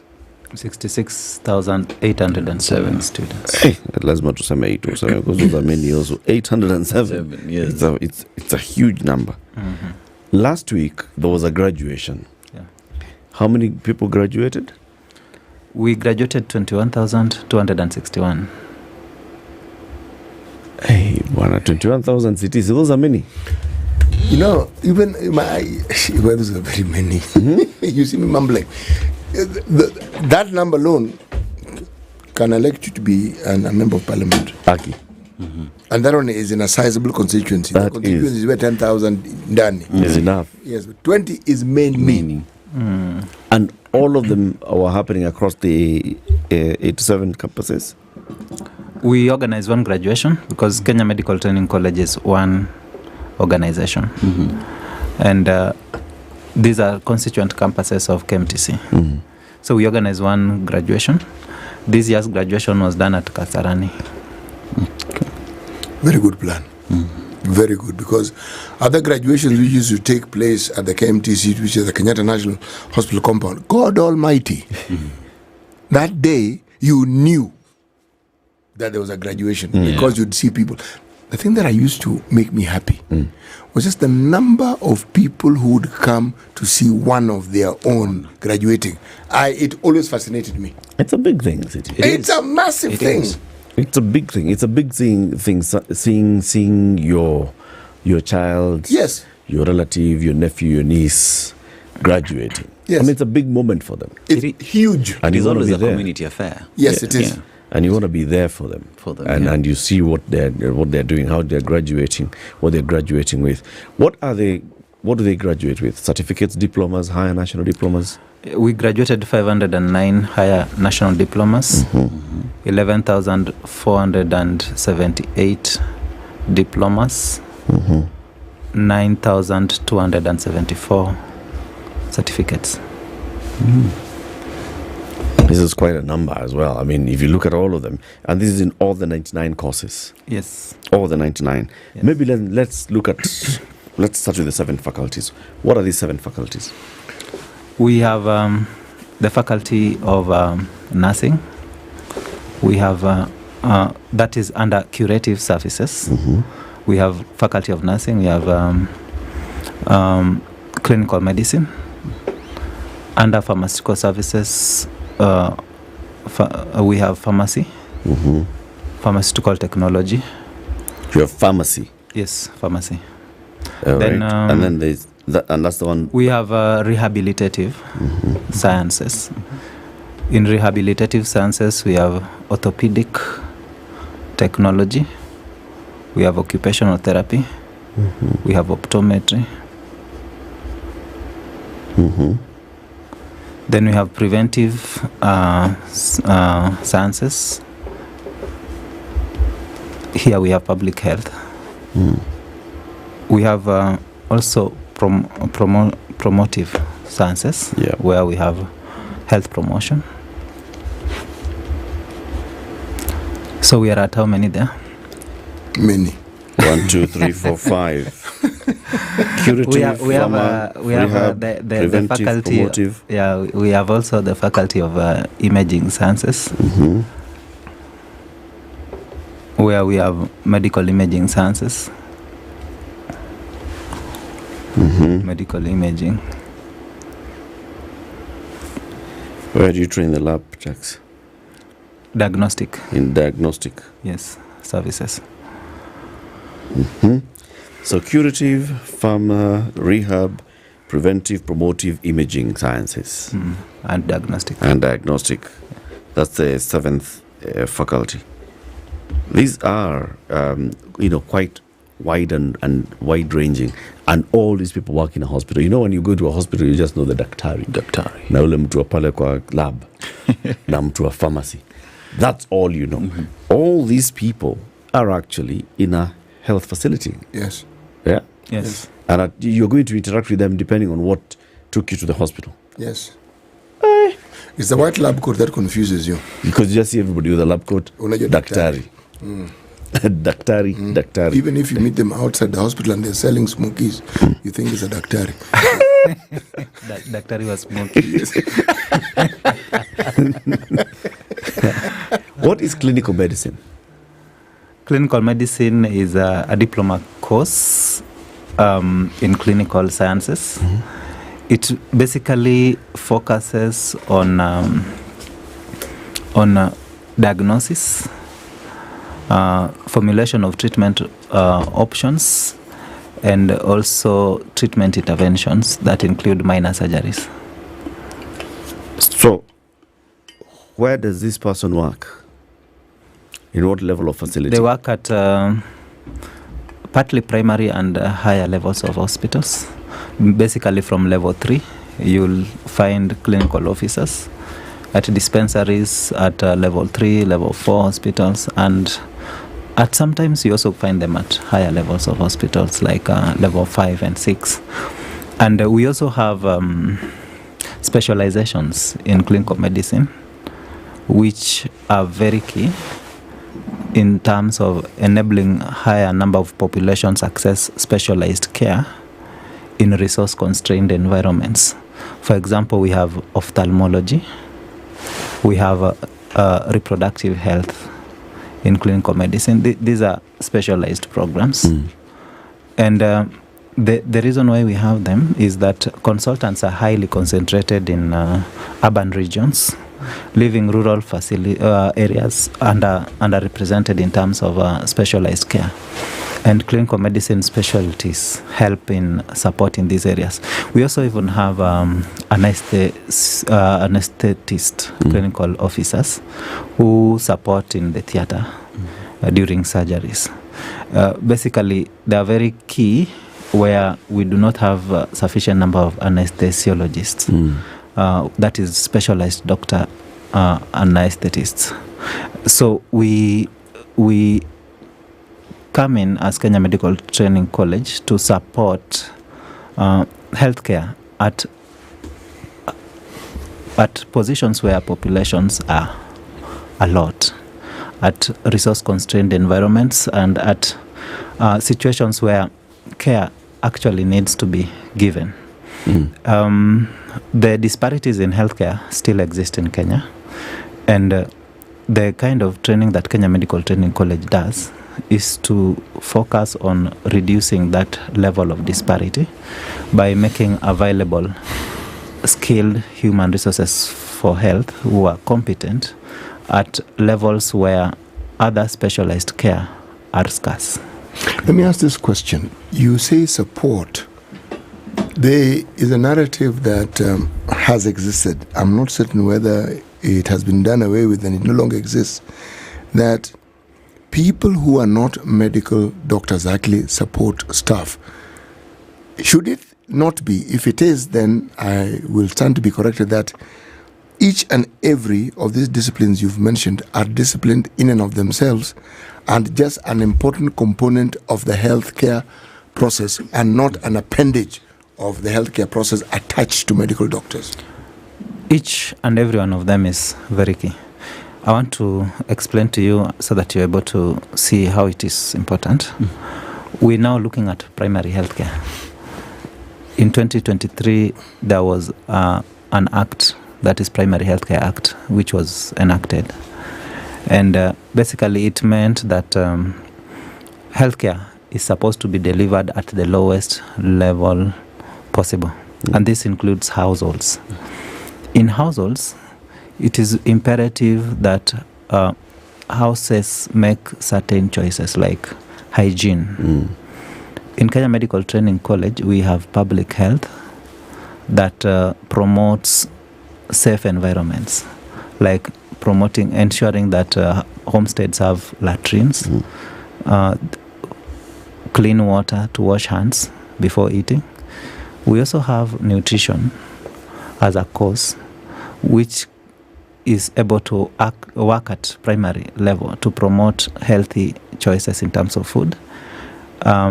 We are supposed to also ensure that pregnant or expectant women access healthcare so that they have sufficient number of antenatal visits that then assures that when a child is born, the child is healthy. We have in Kenya Medical Training College community health assistance course. This is supposed to coordinate around 100 households through CHPs to make sure that the households are able to access care, are able to make choices about their health. Also, you find that in the community there are people living with chronic illnesses. They have never been diagnosed, they have never been identified. The community health assistants help to identify and refer cases that exist in the community. Now, that is just at primary healthcare level. Then we have stages when now we have structured hospital setups, level 3, level 2, going forward. We also have enrolled community nurses who work in very resource-constrained environments like arid and semi-arid areas. This program was formulated to enable maternal, newborn and child health be successful in arid and semi-arid counties in Kenya. And so they are very key in reducing maternal mortality at household levels and at lower levels of hospitals. Now, as you go higher, you will also now start finding specialties that are very key at hospital setup. Let's say, for example, before a doctor makes a proper diagnosis, they need to do tests. They need to send you, for example, if it is an infection, to the laboratory to identify which microbe is responsible for that infection, for example. So you will find at the lab a medical laboratory technician or technologist these are products of Kenya Medical Training College. If it is an issue that requires imaging, you will go to get maybe a CT scan, an X-ray. You will interact with a graduate of Kenya Medical Training College, that is Medical Imaging Sciences. If the case requires rehabilitation, let's say you got a stroke, you need a physiotherapist, you will get a physiotherapist trained at Kenya Medical Training College. Eric, to tell you the truth, Kenya Medical Training College graduates occupy more than 85% of human resources for health in Kenya, both in public facilities and private hospitals and other facilities. So these ancillary services is what makes medical practice possible. Doctors rely on these other professions to make accurate, proper diagnosis so that they're able to make proper choices in terms of treatment. And even when now treatment begins, you require medication. You need a pharmaceutical technologist. These are trained at Kenya Medical Training College. After that, you will need to eventually do other services. For example, there are children born with challenges that are congenital in nature. You need occupational therapists. Even when you get accidents and now you need now to start, for example, you get a stroke, over a period of time, you need to start regaining your functions. You need an occupational therapist for that. All these are trained at Kenya Medical Training College. 85% of the healthcare workforce in Kenya are graduates of KMTC. True.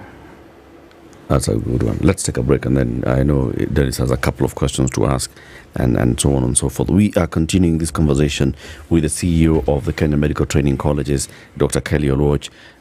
Doctor, you're doctor trained medical doctor or doctor PhD? Both. I'm a pharmacist. I have a MBA. I have a MSc in industrial and industrial pharmacy, and I also have a PhD in strategy. I'm a PhD student in industrial pharmacy. You're a PhD at Pili? Yeah. Daktari. So, can a postdoc, what do you want to study? I have not planned that yet. He's a doctor of pharmacy and a PhD student. Sawa basi. Daktari, when you think of flying and you're flying outside of the country, you can go to 140 destinations out of JKIA aboard Emirates. Did you know that? Just from JKIA, you can enter Emirates and you can choose 140 choices. That's new to me. I want to learn more.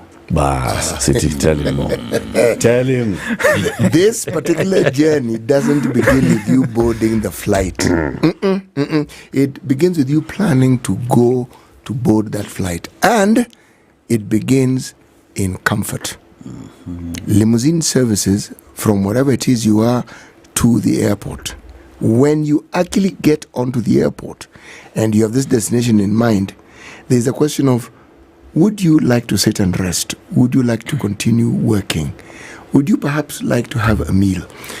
All these questions will be asked and they'll be provided for in the comfort of the business class in Emirates. And when I say comfort, I don't mean you're sitting and if you want to take a rest, you recline the seat.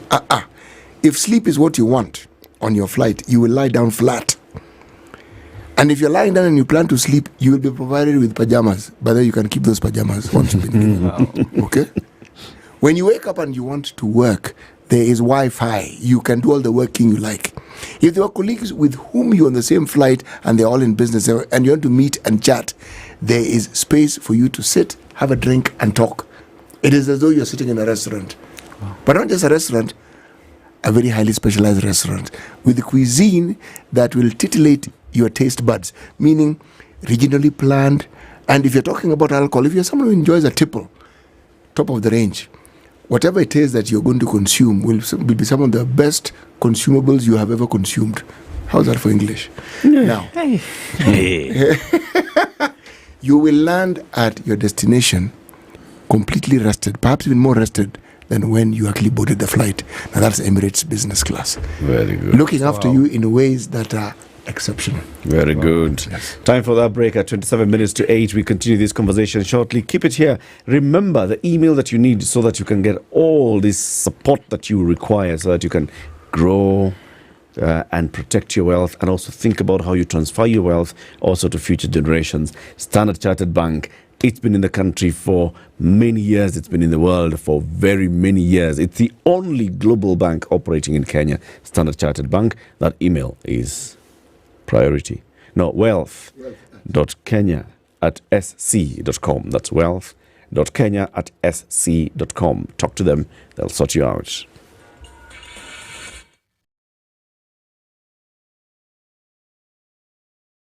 This is the Situation Room. The only way to start your day. The weather with Spice FM.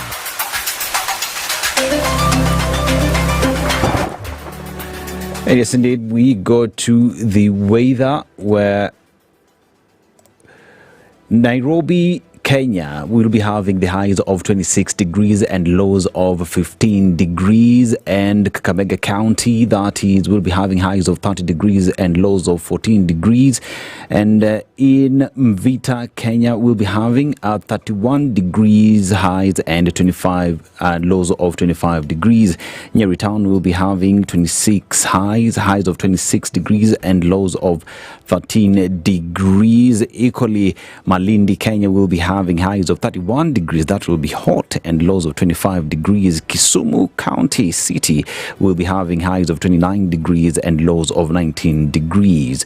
And across in neighboring countries, Uganda, Kampala, Uganda will be having highs of 28 degrees and lows of 18 degrees. Lagos, Nigeria will be having 34 degrees highs and 25 degrees lows. Johannesburg, South Africa, highs of 27 degrees and lows of 17 degrees. And in Dongcheng district in China, we'll be having highs of 6 degrees and lows of -4 degrees. That's the weather.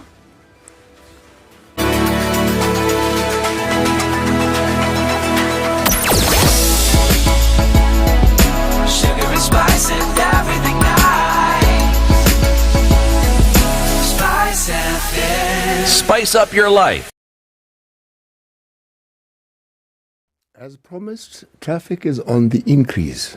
Whether you're looking at Muthaiga Square, whether you're looking at Mombasa Road, whether you are looking at Wangari Maathai Road, whether you're looking at Thika Road, whether you're talking about everywhere.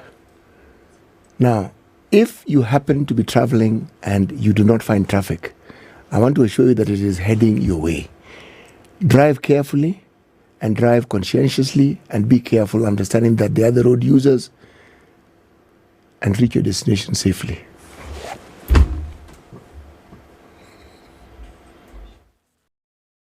Mature, intelligent talk every morning. Spice up yourself.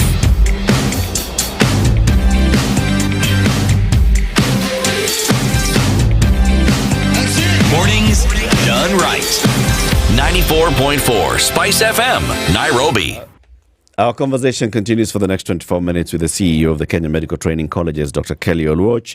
We are talking about fit-for-purpose healthcare workforce that is trained at the Kenya Medical Training Colleges. 87 campuses, 99 courses, 18 departments, 7 faculties, 66,807 students at present. Last week, they graduated some 12,000 of them. 21,000 rather. Yeah. 85% of the healthcare workforce in Kenya is from KMTC. So, and our guest host is here, Dennis. Uko na maswali kadhaa, you know. Yeah, and Dr. when we talk about matters to do with healthcare in the country, with the new formation of the healthcare in the country, there is need for this information to get to the people, civic education for the citizens of the country to understand what is going on. So what is the role of KMTC in making sure that this information gets down there? Thank you. Kenya Medical Training College, because it's widely spread across the country, we are present in 45 of our 47 counties. Now, KMTC graduates and students engage with community directly. Every single day, at least 450 public health facilities have Kenya Medical Training College students in them. Now, what we do with that widespread is very important in advancing the health agenda in the country. Particularly at the moment, we are rolling out SHA. Now, what we do is provide information that enable the public to register for SHA, provide answers to the frequently asked questions, and we also enable communities, we mobilize communities to register in SHA. Particularly, Kenya Medical Training College was assigned to counties to work with the county governments and the national administration. Those are the counties of Kisumu and Homa Bay. We have since worked with the counties to mobilize registration. We've worked with counties to ensure that there is access to the answers to questions being asked by the public concerning registration and where they can get services and all that. We continue to provide support in terms of as people register, you will find that more and more people will be having health-seeking behavior, and that means that we have to get health workers, professionals in various facilities at all levels of healthcare. Kenya Medical Training College, because of its nature, provides the highest number of health professionals at all levels, and this makes it possible for SHA to work. Additionally, Kenya Medical Training College identifying challenges that exist in pre-authorization, claims management, and certain challenges with detection of fraud and use of services within NHIF that is now defunct, and now the new SHA, developed with stakeholders a course in medical health insurance. This course is supposed to produce graduates that then support efficiency and effectiveness of the SHA mandate by ensuring that we now have well-trained people who can support in number 1, registration, number 2, pre-authorization, number 3, claims management, and being able to analyze claims to ensure if there are fraud, they are detected early, to make sure that we do not have public money being used in circumstances that are not clear, and also to make sure that we have access, 24-hour access to questions, answers to SHA, especially in terms of those who are receiving care, and to make sure that as much as possible we support the government's agenda in rollout of SHA. Something that I've always wondered, how is it that you determine your postings? Okay, students have graduated. What is the process, and how do you go about posting them, and how do you determine where the needs are most? The KMTC does training, but in terms of employment and posting, counties are very key because health is devolved. Healthcare delivery or services is at county level. So when we do our training, we target county demands, and so what happens is counties, we have frequent conversations with counties concerning the gaps in healthcare and what needs to be done in terms of ensuring that they have sufficient personnel to address those gaps. This week we are going to engage with county governments in School of Government the whole of this week from tomorrow. The reason to do that is to identify challenges that counties are facing in terms of human resources, the gaps in skills, so that when we do our training, we do training focused on challenges that counties are facing. Now, that determines distribution of human resources for health throughout the country. We have counties that have high levels of disparities. Those are counties in arid and semi-arid areas like Lamu, Kwale, Mandera, Marsabit, Turkana. And so in these counties, we have to specifically look at what kind of healthcare personnel do they need and how do we train to target their demands, ensuring that at least residents of those counties are able to be admitted at Kenya Medical Training College, and they get opportunity to train and go back home to provide those services. Particularly, we have challenges in maternal, newborn and child health in these counties because of access to skilled deliveries. So we have to make sure we have personnel trained at Kenya Medical Training College that we also engage counties to employ so that they're able to address those specific key challenges that those counties face.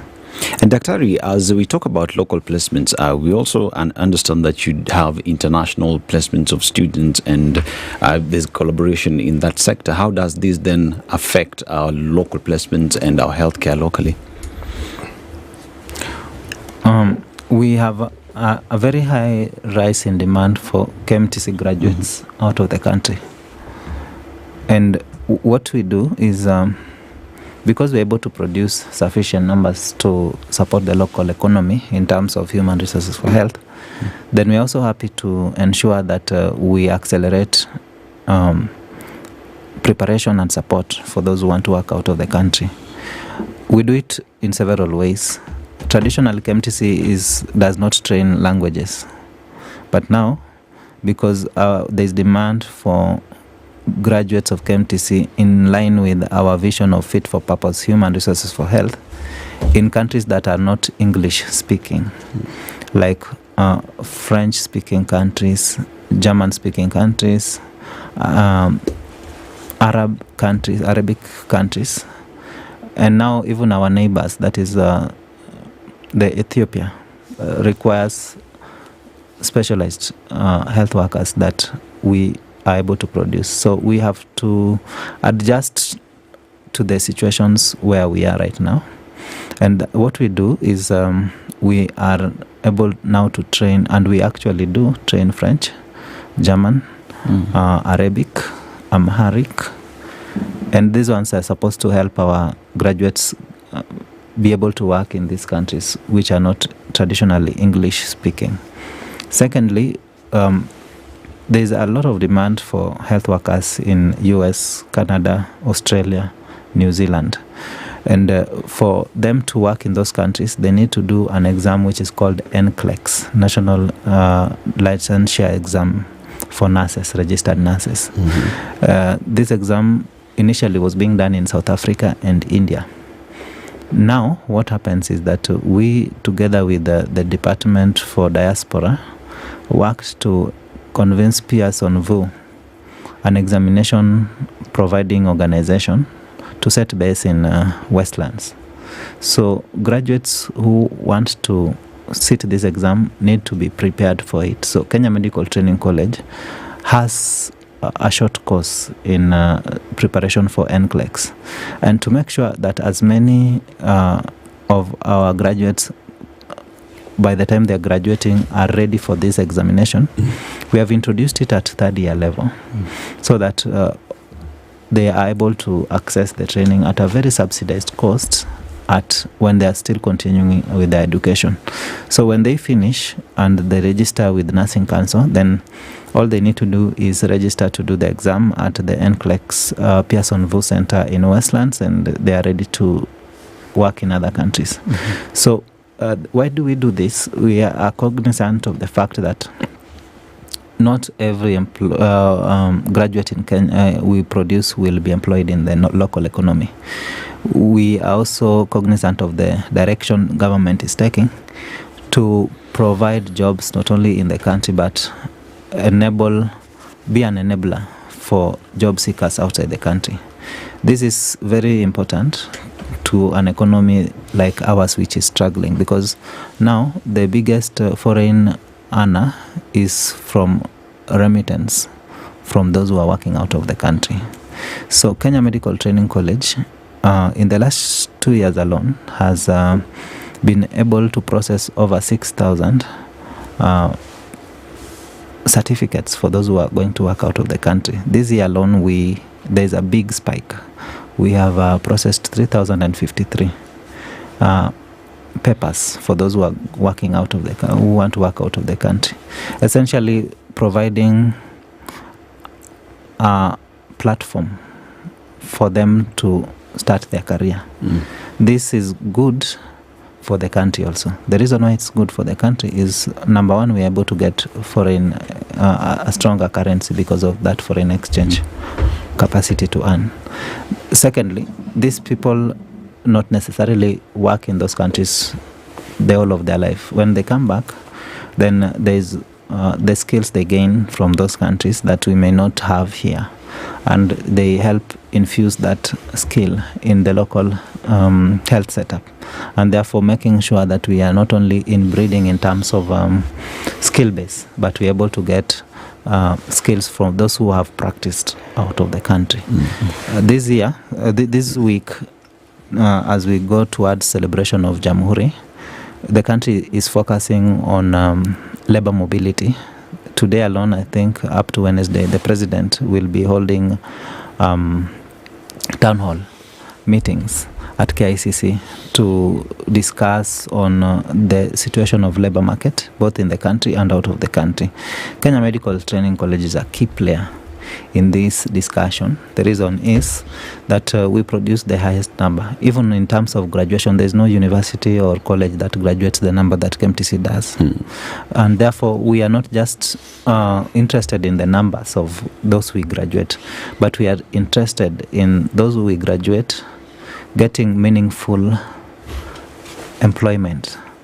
We've also started doing health entrepreneurship as a course, part of what the graduates are going to graduate with, so that we are not only just asking people to be employed, but also to provide employment, because we have courses that enable people to really be employers in Kenya Medical Training College. So we look at employment in a very dynamic way, not just in terms of people getting to be employed, but how do they become employers? How do we get people to work out of the country, and how does this support the institution to grow?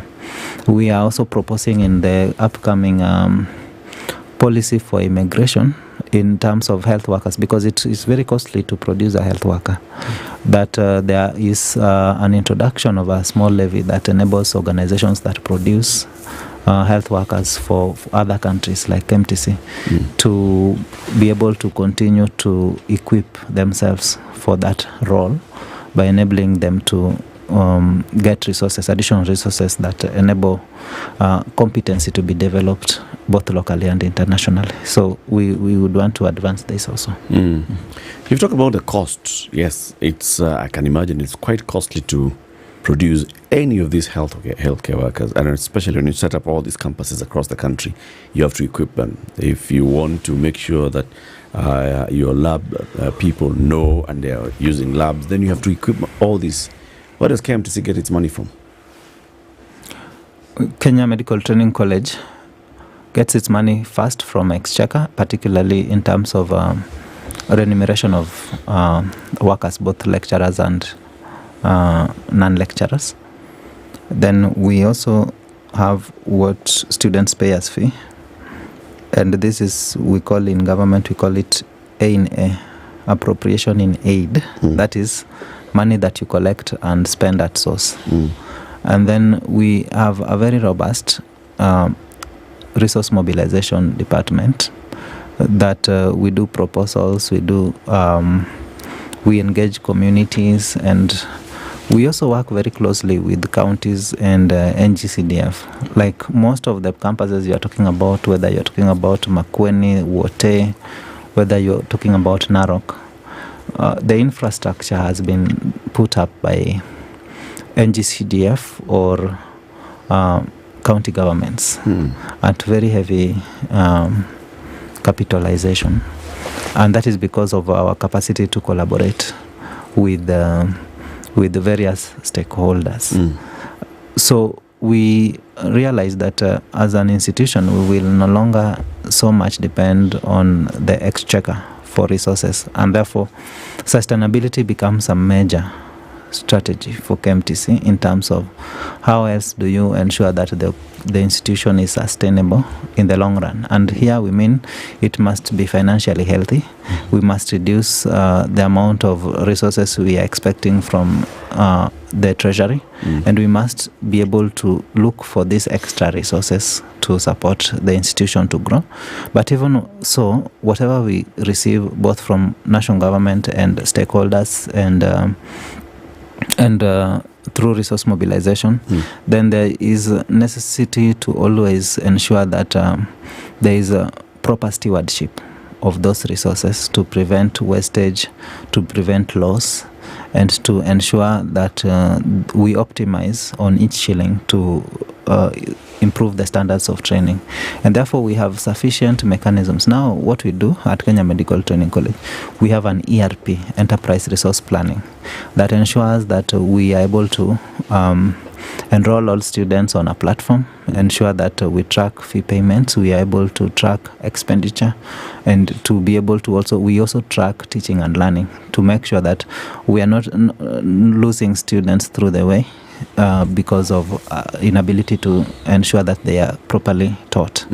So we must make sure that the stewardship element is properly taken care of, and that is what we do on a daily basis to make sure we have systems, structures that ensure accountability of the meager resources we have. Yeah. What's your recurrent expenditure annually? If we remove salaries are paid from the exchequer, right? Yeah. So if you look at everything else, just keeping the lights on, keeping the water flowing, keeping the food for the students and everything else, what's our recurrent expenditure looking like? You know, recurrent expenditure means both salaries, what we call personnel emoluments, and operational costs. And the total amount that we use in a year is close to 6 billion in both payment of health workers, of lecturers, and also ensuring that we're able to make the lights on, taps running, insurance paid, and buses on the road to ensure students reach their destinations and all that. Yeah. And how much are you raising? Together with the development, what we call capital expenditure, the total budget for KMTC is close to 9.6 billion. So around 3.6 is development expenditure, right? Are you able to actually every year raise this money? We usually experience a lot of deficits because exchequer remittance has progressively reduced, and so what we would essentially be using to make sure development is done sometimes goes into recurrent, especially payment of health staff over and over again, and that reduces what we would spend ideally on ensuring that we have development taking place. We raise part of it comes from government, but definitely our capacity to perform is also dependent on the overall economy of the country, and it is also affected by certain arrangements in the economy like HELB. So when HELB is affected, we also have challenges in revenue generation, and that would also essentially affect students being able to complete in time.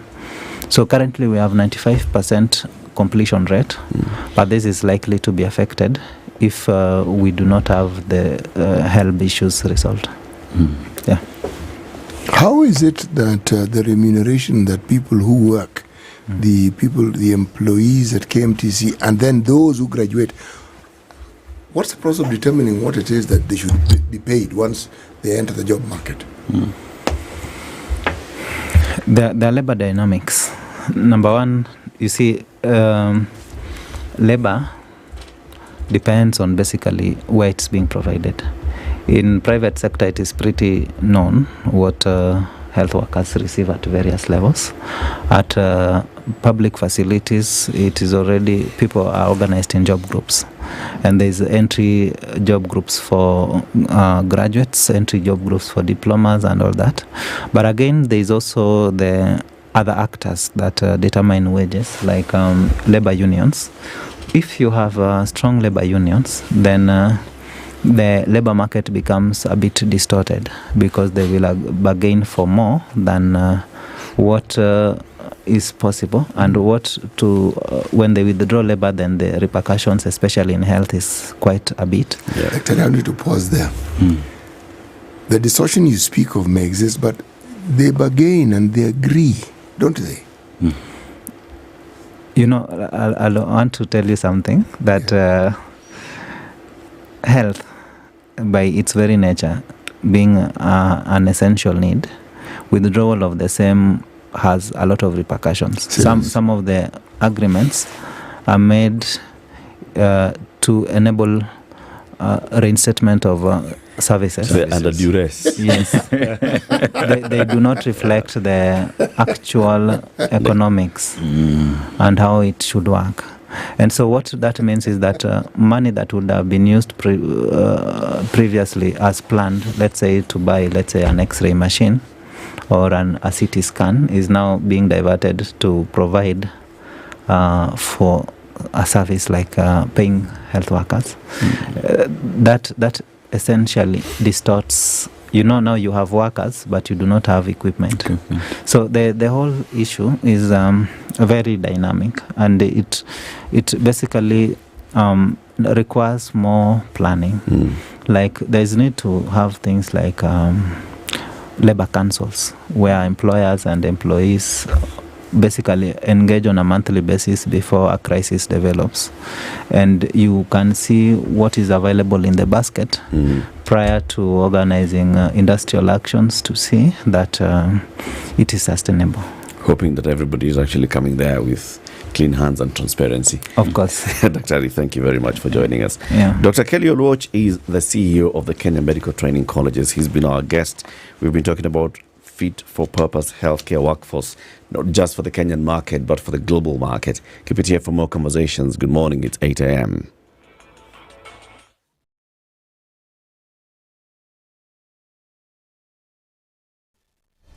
Good morning, this is the News Wire. I'm Leah Ubag. Kenya will today join other member states to the United Nations Convention Against Corruption in commemorating this year's International Anti-Corruption Day.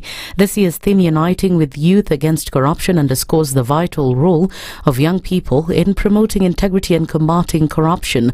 ACC says they'll lead other governance stakeholders from the public, private, civil society and faith sectors in commemorating the day, which provides a crucial platform for national reflection on the country's anti-corruption journey in the last 1 year. Trans Nzoia Governor George Natembeya has backed up Environment CS Aden Duale's order for the removal of all asbestos roofs nationwide due to health concerns. Natembeya said that within 3 months, hospitals and private facilities with asbestos roofs should comply with this mandate. Under the new directive, NEMA will conduct a nationwide mapping exercise to identify and remove the roofs. According to statistics from the WHO, lung cancer ranks first, while breast cancer is second in terms of global health risk. Saratani ni mingi, mimi am suspect nilikuwa nasikia Duala akiongea mambo ya asbestos. I was told image yetu hapa town hii pipes are made of asbestos. Nilikuwa naambiwa na ndugu yangu mwingine yule atuletee equipment pale hospitali kwamba kule Israeli wakati waliamua kuondoa asbestos, na hata Abros walikuwa wanatumia asbestos roofing, wakati waliamua wanatoa asbestos because they realized it was very poisonous. And Wiper Party leader Kalonzo Musyoka has announced plans to form a major political coalition aimed at unseating President William Ruto's administration in the 2027 general elections. Kalonzo revealed that he'd lead efforts to unite various political parties and mobilize leaders from across the country to form a single formidable alliance with one goal: winning the 2027 elections. The Azimio leader urged the army and police to be prepared to take charge if another series of protests begin in the country. This event comes as Kalonzo is set to address the media today at 11 a.m. And Nandi Senator Samson Cherargei has said Kenyans should blame the judiciary for stalling the process of picking new IBC commissioners instead of heaping the blame on President Ruto and Parliament. Cherargei said Parliament and the President played their role by passing and assenting to the necessary legal instruments required in the process of appointing new IBC commissioners and wondered why Kenyans were still blaming Ruto and MPs. The senator said Parliament passed the IBC Amendment Act last year and President Ruto assented to it immediately as part of the process that was to lead to the appointment of the selection panel to pick the new IBC commissioners. With less than a month to go, many schools are ill-prepared to admit grade 9 learners on January 6th next year, which is just 2 weeks away. Spot checks across the country indicate while construction of classrooms to accommodate the pioneer learners under the competency-based curriculum is ongoing in some schools, in others, the same has not started or is behind schedule. Head teachers have raised concerns over delays by the government to release funds for the project, as well as shoddy work given that contractors are working with tight budgets and limited funds. The other issue also remains that there is still a shortage of teachers who will be teaching the learners. That's the news wire. I'm Leah Obaga.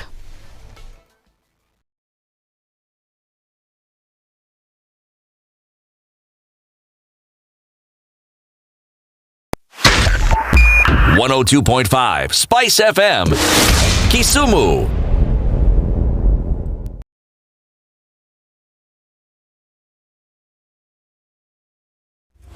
Well, I did mention Mombasa Road, didn't I? Did I mention Kabana as well, mention Mombasa Road? Okay. Every section of Mombasa Road, my friend, if you are looking for traffic, you have it. Plenty of it. Now, traffic is building up all over the city. If you are looking at Thika Road, same. It is beginning to build up. If you're looking at Wairimu, it is building up. If you are looking at the southern bypass, it is building up. If you're looking at the eastern bypass, Jogo Road, Landis, it is building up. Even on Kiambu Road, it is building up. And then when they coalesce and get to a place where there's a roundabout with traffic lights, definitely there'll be traffic jams. There are people who went away from Nairobi with the weekend and they're now coming back and they're going to work. They've also joined that queue. So expect traffic to continue increasing as the day progresses. We'll keep you informed. And if there's something untoward that has happened and you'd like to inform us about, please call us and tell us. And continue driving safely and looking after the welfare of others who share the road with you.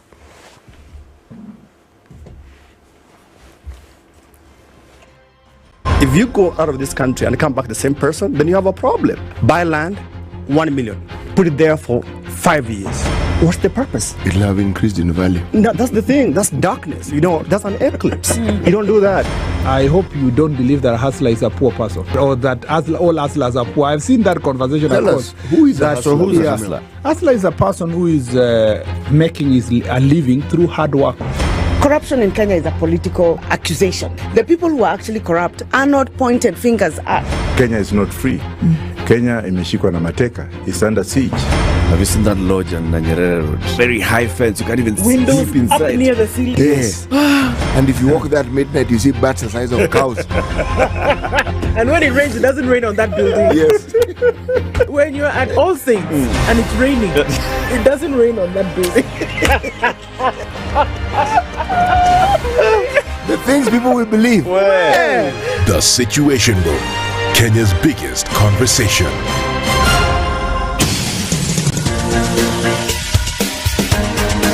This is The Situation Room, the home of hard-hitting political commentary and penetrating insights about the state of the nation. This is a talk radio experience like no other. The Situation Room, a place for hard truths, debates, and elevated conversations. The Situation Room, witty, political, engaging, deep, controversial. In the room, we have C.T. Muga, researcher, academic, seasoned political observer, a fountain of wisdom in these politically uncertain times. Ndu Okoh, Nigerian by birth, Kenyan by choice, communications expert, Pan-Africanist, a truth seeker and believer in people power, and Eric Latiff, agent provocateur, the man in the chair, seasoned journalist, news hound, a man who believes in punching up, not down. This is the Situation Room, the only way to start your day. 8 minutes after 8. How are you doing? Welcome to the third hour of Kenya's biggest conversation. This is the Situation Room. It's Eric and CT, and we have Dennis Aseto as our guest host for today. Ndu is unavailable today. She's under the weather. And Dennis Aseto is here, not just today, even tomorrow. She'll be here tomorrow. Yes, I'm here and tomorrow. even next week. Yes. Very good. Aseto is here to stay. Remember what we've been talking about, growing and consolidating your wealth and also taking care of your wealth for the future. Standard Chartered Priority Banking tells you grow your wealth with signature CIO funds and innovation by Standard Chartered, where you can enjoy up to 50% of cashback on investment. 50% cashback on investment fees. Can you imagine? All you need to do is talk to them. Standard Chartered Priority Banking. wealth.kenya@sc.com. That's wealth.kenya@sc.com. Right? That is the email that you need. Talk to them. They will sort you out like they did City last week. Invite you for a meeting, have a conversation, call you back, talk and walk you through that journey. And it's going to work and help you. So in your city, They give you tea. they give you tea. Well, you can actually have coffee if you like. And they even throw in, there's a delicacy. The biscuit. That when we speak, that's what it's called in African. It's called biscuit. Biscuit.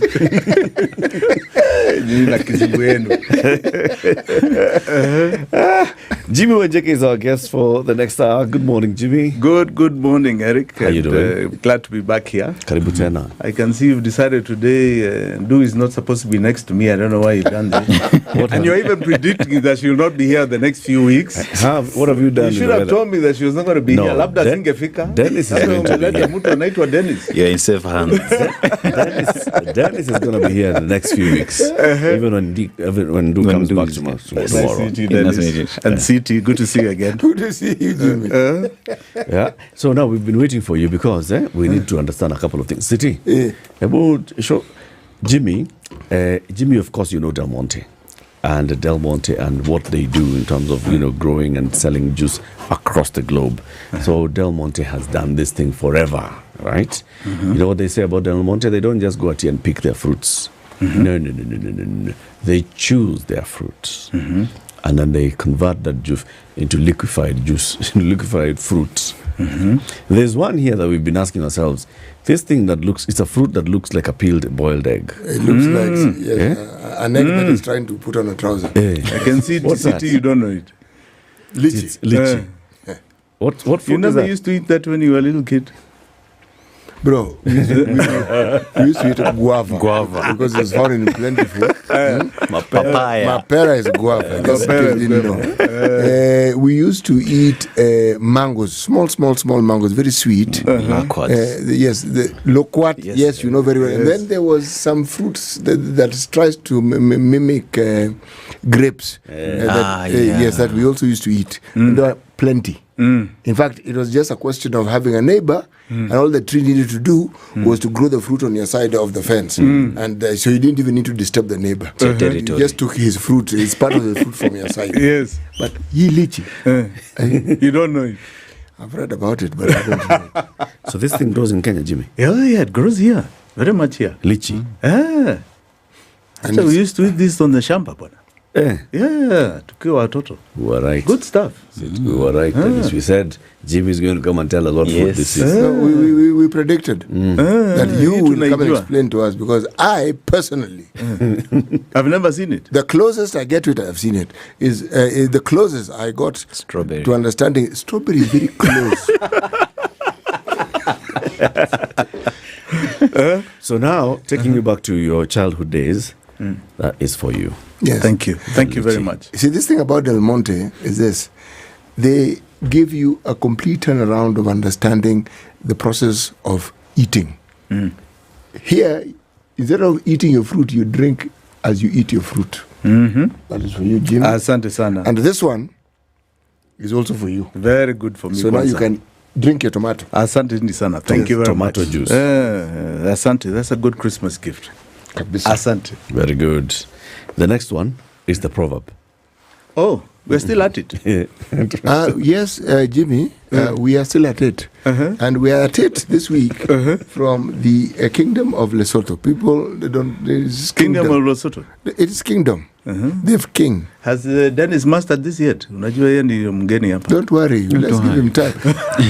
Jimmy, surely you must have come across this term in this country. It's a term we use very often. Give them time. Oh, they are not currently made. No, give them time. Yes. When time must be given for these things to sort of like do the thing they're supposed to do. Yes. Now, cattle are born with ears.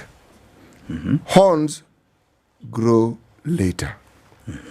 Yes. Cattle are born with ears. Yes. And horns grow later. Yes. Some of Eric's friends I know would have mixed this rather nicely. They would have said cattle are born with ears and horns grow later. But it is ears and then horns. You must get Eric. Ears and horns. And horns. Cattle are born with ears. Ears. The horns grow later. Right. Yes. Did Eric just say ons instead of horns? He can't pronounce the H. He can. It's he and I. He has his problem with L's and R's once in a long while. And Jimmy was there's a city in DRC that gives me problems. I say with the key, then the capital of the capital DRC becomes a problem. So I just normally say capital of DRC. So, listen, here, before you fight, before you grow arrogant. So, it's a combo. You've explained and then given meaning and extended it. Completely, like that. Thank you very much, sir. You're not to share? Yes, no, it's good. Dennis ameshika hiyo? It's good. Give me time.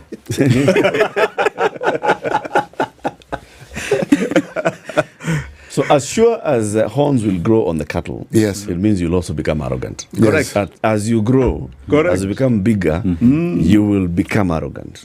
Right? Can you imagine? Destiny. Yes and no. You don't have to be arrogant. No, you don't have to. In fact, the more you know, yes, the more you listen, the more you learn, the humbler you should become. In fact, the cattle that I've come across that seem to be combative don't usually have very serious horns. The cattle that have really serious horns that you notice a mile away are not known to be combative or crazy. Yes, it's like the other ones are trying to make up for something they don't have. Yes, so truth is... make up for something they don't have. We're coming to the end of the year. No, I'm actually analyzing because every time you look at, say, some of these Ankole cattle and their horns, and you find many of them, they're just peacefully grazing and just going about their business. And even a child can actually look after them. Literally, a child can look after them peacefully. Then you find these native cows that are just slightly bigger than goats. Man, they are combative. Yes, I say this because I know of the cows that I've just mentioned, the smaller ones, and I've seen. You want to like this guy? What's going on? Jimmy, 2024 is coming to an end. Yes, right? it is. It's the 9th of December. We have seen many things happening in the country. Politically, economically, there's a lot that's going on. We've seen sensitization of our citizenry and, the engagement of the citizens, the engagement in governance by the people. How would you sum it up? From your observation, what 2024 has been like so far? Let me put it in a nutshell. The compass on Kenyan life and Kenyan politics completely changed with the economic revolution and the riots and the demonstrations done by Gen Z June this year. The pendulum has completely shifted. Completely shifted. And if anybody wants to ignore it, they ignore it at their own peril. Kenyan politics, Kenyan life has been redefined this year. And it is primarily because of the economic revolution. And on that score, I would like to not forget our heroes, because 60 people died. 60 people, CT, were killed by what Kenya National Human Rights Commission says, aggression of the police. And it's important to understand these were young Kenyans, young heroes. I'm going to mention 10 today, and every time I appear, I'm going to keep mentioning those 10. Another 10, until we reach 60. Because we cannot forget them. Brian Lemayen Kasain of Narok. Austin Makoha Onyasi of Nakuru. Mike Kihunga Nyaguthi of Nakuru. Kelvin Madanga of Nakuru. Kennedy Onyango of Rongai. Anthony Kamau of Rongai. Rex Kanyika Masai. Matthew Joroge. These were both city mortuary found. Kevin Mawasi, city mortuary. Beasley Kogi, city mortuary.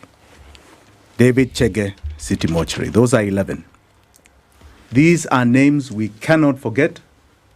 They died for the economic revolution that Kenyans are seeking. The revolution is on. It is still on. It has not ended and will not end. The one thing that is very clear with the three famous words that Kenyans have clouted this year is Ruto must go. Those words are etched in everybody's mind. Ruto must go. When you say things changed, what are they now? How would you define what is clearly a difference between December 2024 and December 2023? Right now, there is more hope in bringing down a regime. I remember when I talked here late last year, there was a follow-up of a discussion I think I had in Mombasa, where it said the economic pains of this country are going to cause a revolt in Kenya.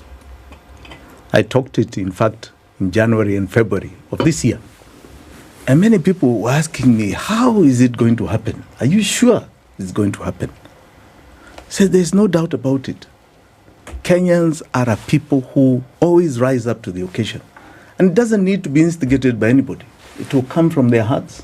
It will come from their minds. It will come from their spirit. We are a country of firsts.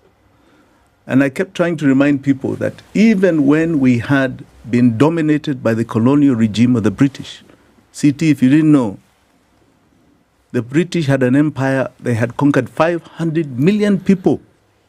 The only place they found a revolt for land and freedom was in Kenya, where we stood up an armed revolt against them. Kenya is that. Our people, our spirit is that. So things have changed. Today, what you call mene tekel has happened. Nobody cares what a parliamentarian speaks. They were cancelled. Who cares about them? People will listen to somebody on social media a lot more than somebody in government. They're either the executive or in parliament, because that represents more their voice than those people that were so-called elected. Today, the president is ashamed to meet people, to face people, cannot face people. You imagine that you have the whole Christian fraternity and the Muslims call a president a liar. His mouth has been taken away.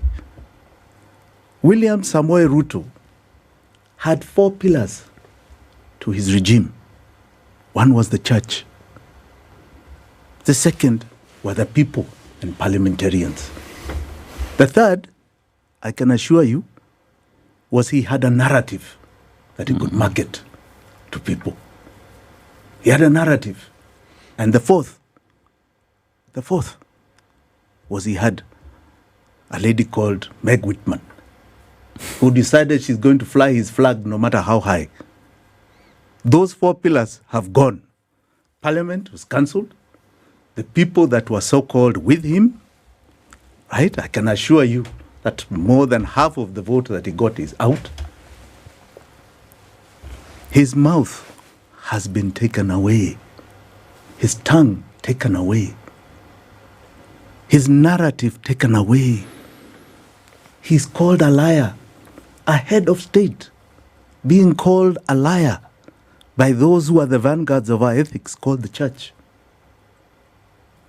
He has nothing more to offer. Nothing more. Kenyans have given up on the man. He is no light.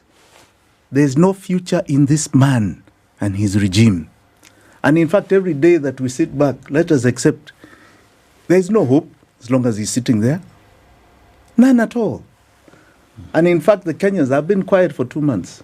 The Kenyans have been listening to only want one thing. How do we get him out before the term? This is not even about 2027 or Sigei 2027. People are asking, how do we get him out before the term? Is it William Ruto or is it the current class of political leaders? William Ruto and whatever he represents. Well, he doesn't represent opposition politics. No. Do you think the people that you've been listening to for the last 2 months, are they happy with the political leadership, whether it's in Kenya Kwanza, in Azimio, or elsewhere? No. I think Kenyans are fed up of the political class that they see today. Why? They believe they do not represent their interests, they represent their own personal interests. The politics of self is what Mwananchi believes is driving our so-called political elite. The politics of self. And unfortunately, they are not wrong. This system, as I argued last time I was here, was embedded over 100 years ago. And this system was embedded by the colonialists, where you created tribal chieftains, divide and rule. And these chieftains meant that if you come to the table, then your tribe is represented. I sit on the table as a Kikuyu, bas, now Kikuyus are eating. But it's just Jim who is eating. Okay? This is nonsense. I read you a list of the people, some of the people who died during Gen Z. Which one tribe is there? It is everybody. It is every community that has suffered, that is feeling the pain of these chieftains sitting at the table, saying they represent one tribe or another. This is pathetic politics that the Mzungu brought in, that our forefathers, from Jomo Kenyatta to Moi, to Uhuru Kenyatta, and now to William Ruto, represent.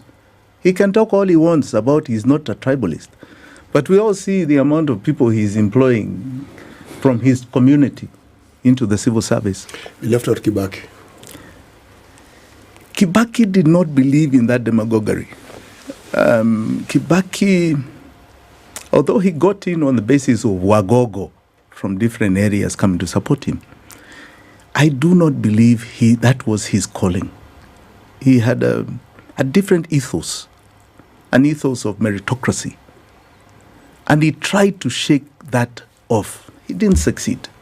He didn't, but he tried to shake it off. He was actually accused of entrenching it.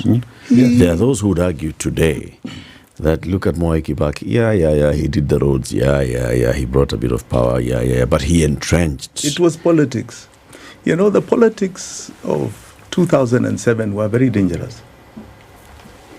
They were climaxed in 2005, where the push for a referendum brought out saying, yes, the economy is getting better, but it's only one community benefiting.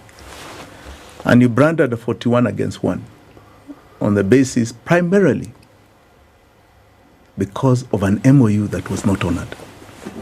An MOU that was not fully honored according to what had been agreed. That was the basis. But that MOU did not bring more of Kibaki's tribe to the table. It just brought different players. Not the players from one party or another. Like you brought in Anyang' Nyong'o, who was not representative of LDP. He came from SDP. You brought him a different Masai to Intimama. Right? But he didn't really bring in tribes. But it was the politics. And I think if there's anything that we should learn, the 41 against 1 that was created in 2007 must never be rekindled again. It's unfortunate politics. Because at the end of the day, we all want the same thing. But you see, that is the same thing that some are saying is happening now. There are those who are shouting from the rooftops that anything that is mentioned that appears to be, even in the slightest, against the president is tribal, and that it is because of the community he comes from. And then when you throw in, is it a rallying call? Is it a clarion call that Ruto must go? See, it's like we've gone and heaped every ill that this country has suffered on one person. And that is not a true representation of the problems that we have. Because if you start by simply saying that governments are a continuum, Moi inherited something from Kenyatta, Kibaki, and so forth, and so forth, and so forth. Can we tease out and say the things that we can point and put at the feet of this person are this and this and this, but everything else? Because to do that is like we're saying the judiciary doesn't function, the three arms of government don't function. Parliament doesn't function, the judiciary doesn't function, and the sovereign, more than anything else, don't function at all. Because if that is the case, then this one person is responsible for all our problems, and indeed he must go. But that is not the case, is it? I agree with you entirely, City. And I think if you recall, when I was last here, we talked about a system we inherited at independent Kenya. That was not ours. Remember, we didn't define ourselves as tribes.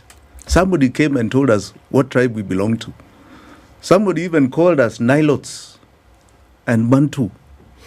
Somebody came here and put a system in 1897 with a company called Royal British East India Company. Went on in 1902 to call it Imperial British East Africa Company. And when Kenya became a colony, that company that came to extract and exploit our country and dominate us became the civil service, became the system. Okay, this is reality. How different is it today? It became the civil service. Their watchmen became the policemen.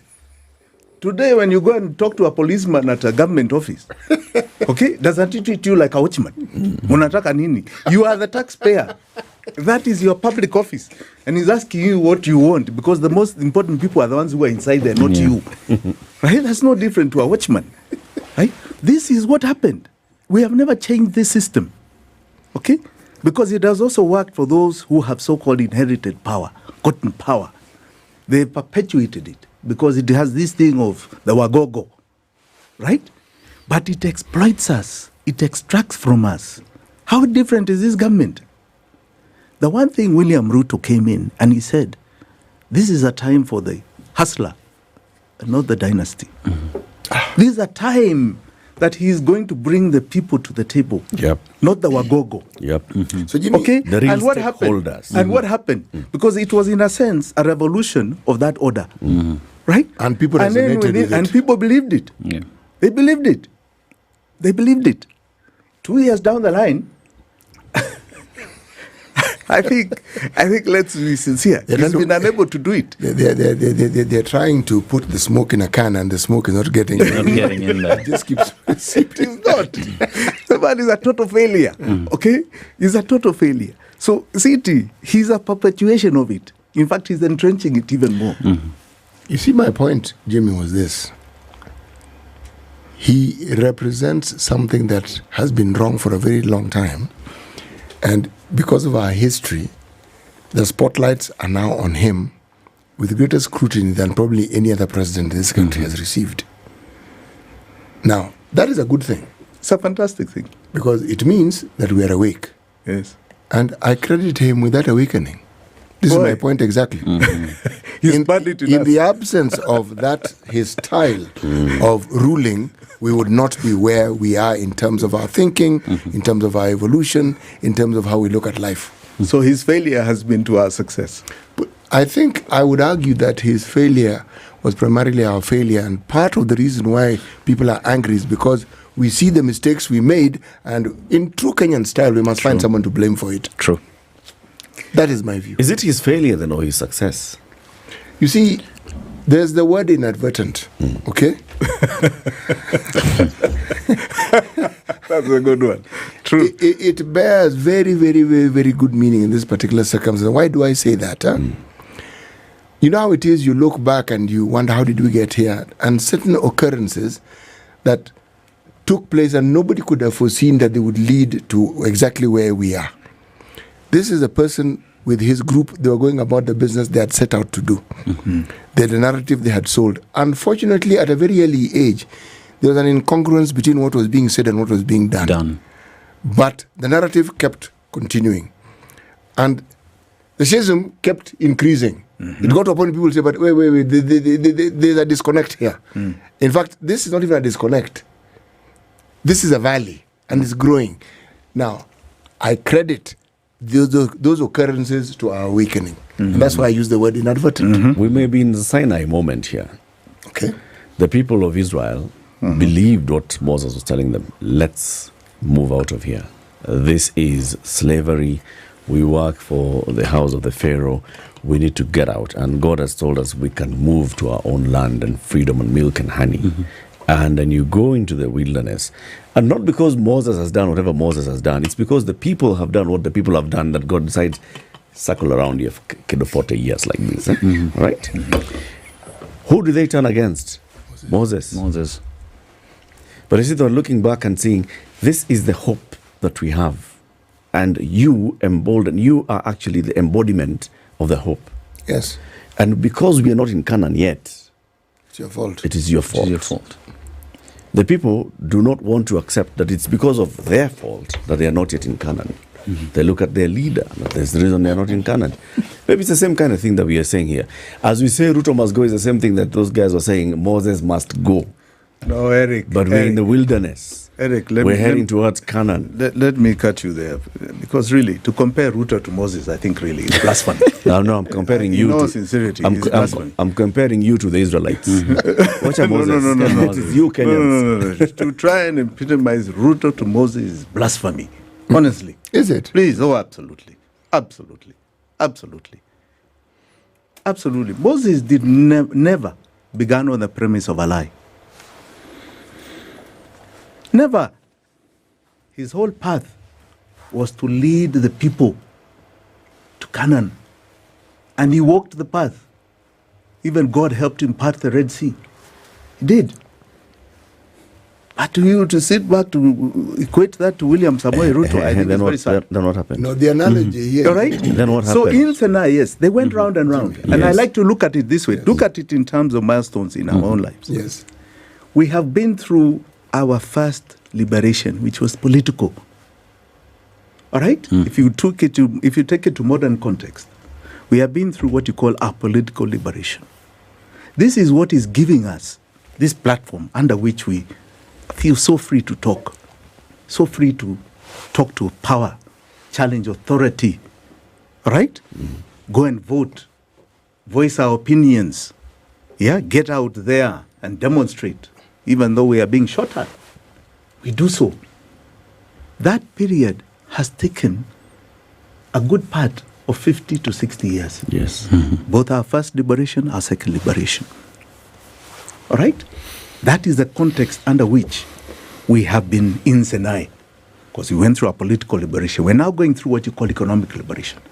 Our lives, our standards of living. Right? This is now our true journey to Canaan.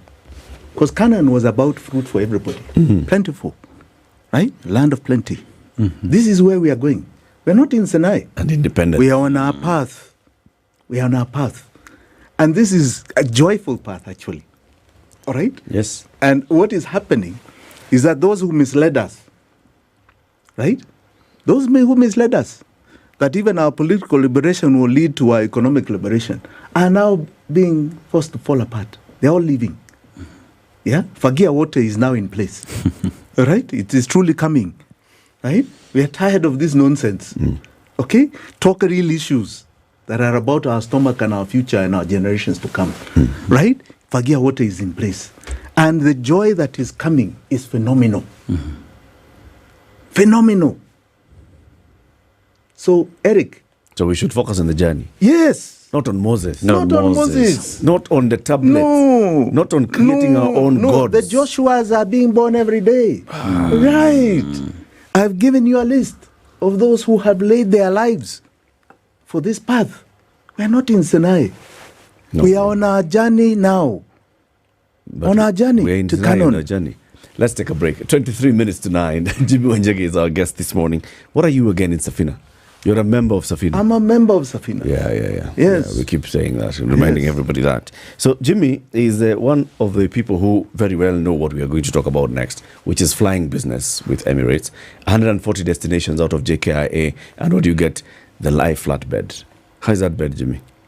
The Emirates business lie flat. I mean, you go to the other levels. Businesses. Let me be sincere. Yeah. And I'm not being unpatriotic to Kenya Airways. Emirates is a joy to fly on. It is a true joy to fly on. That I will not lie to you. I think, as far as I'm concerned, it is the best airline I like flying on. Yes. And I'm not being unpatriotic. Kenya Airways one day will get there. They will. I hope it gets there. I pray we shall work to make sure it gets there. As of now, that's the best. That's the best plane. I enjoy that flight every time. You know, I'm on City it. keeps telling us It a is couple my of things. point of choice. City tells us when you there's the lounge before you even get the plane. There's a lounge, world class lounge. True? Absolutely. Okay. He also tells us that there is the limo service when you're getting. Oh yes. He also tells us that there is when you're flying long distance, you lie flat. Oh, absolutely. And he also tells us about the gourmet cuisine. Oh, I thought you were going to miss out on that. No. You've never seen cuisine like that. And you're given pajamas. Oh yeah, and a pillow and a duvet. Bas, let's take this break. We'll be back shortly. 20 minutes to 9. This is the Situation Room, the only way to start your day. This festive season, gift yourself the magic of realness. Because whether it's a laugh, a cry, or a gasp, it's better when it's shared. With Del Monte, the real moments are more enjoyable. Drink up and make merry with those who keep it real this 12 days of Christmas and beyond. This festive season, it's not about what's under the tree. It's about the real joy we create around it. Made from 100% real fruit juice with no added sugar or preservatives. Enjoy Del Monte. Real, recognize real. The weather with SpiceFM. And the weather in Nairobi, highs of 26 degrees and lows of 15 degrees. In Kakamega County, highs of 30 degrees and lows of 14 degrees. And Mombasa City, highs of 31 degrees and lows of 25 degrees. And we go to Nyeri County, where we'll be having the highs of 26 degrees and lows of 13 degrees. Kisumu City, highs of 29 degrees and lows of 19 degrees. Malindi will be having highs of 31 degrees and lows of 25 degrees. Across the border to our neighbors, Uganda, highs of 28 degrees and lows of 18 degrees. Lagos, Nigeria, highs of 34 degrees and lows of 25 degrees. South Africa, highs of 27 degrees and lows of 17 degrees. Kinshasa City, Kinshasa, Congo, will be having highs of 33 degrees and lows of 24 degrees. And London, United Kingdom, highs of 8 degrees and lows of 7 degrees. It is cold in London, United Kingdom City. Yet again, it is Kinshasa, not Kinshasa.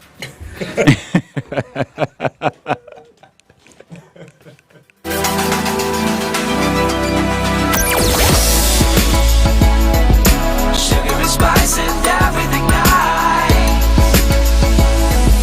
SpiceFM. Spice up your life. Well, Nairobi traffic is, if anything, consistent, and it never lets you down. Remember, I said, as the hours progress, you will see the traffic thickening, meaning it will be increasing. Well, Mombasa Road, as predicted, thickening. Thika Road, as predicted, the traffic has definitely increased and more vehicles are on the road. Around Sigei, you got something that is actually close to what you call a gridlock. As you head towards Muthaiga Square, it continues. If you are looking at Jogoo Road, you will find similar traffic. If you're looking at all the main thoroughfares that lead into the city of Nairobi, it is the same, whether you're in Gikomba Market, whether you are near Nairobi West, whether you are going through, let me put it this way, every road in Nairobi right now has traffic. All the roundabouts will have traffic. So navigate carefully, be conscious of the fact that other people are using the road, and please arrive safely at your destination.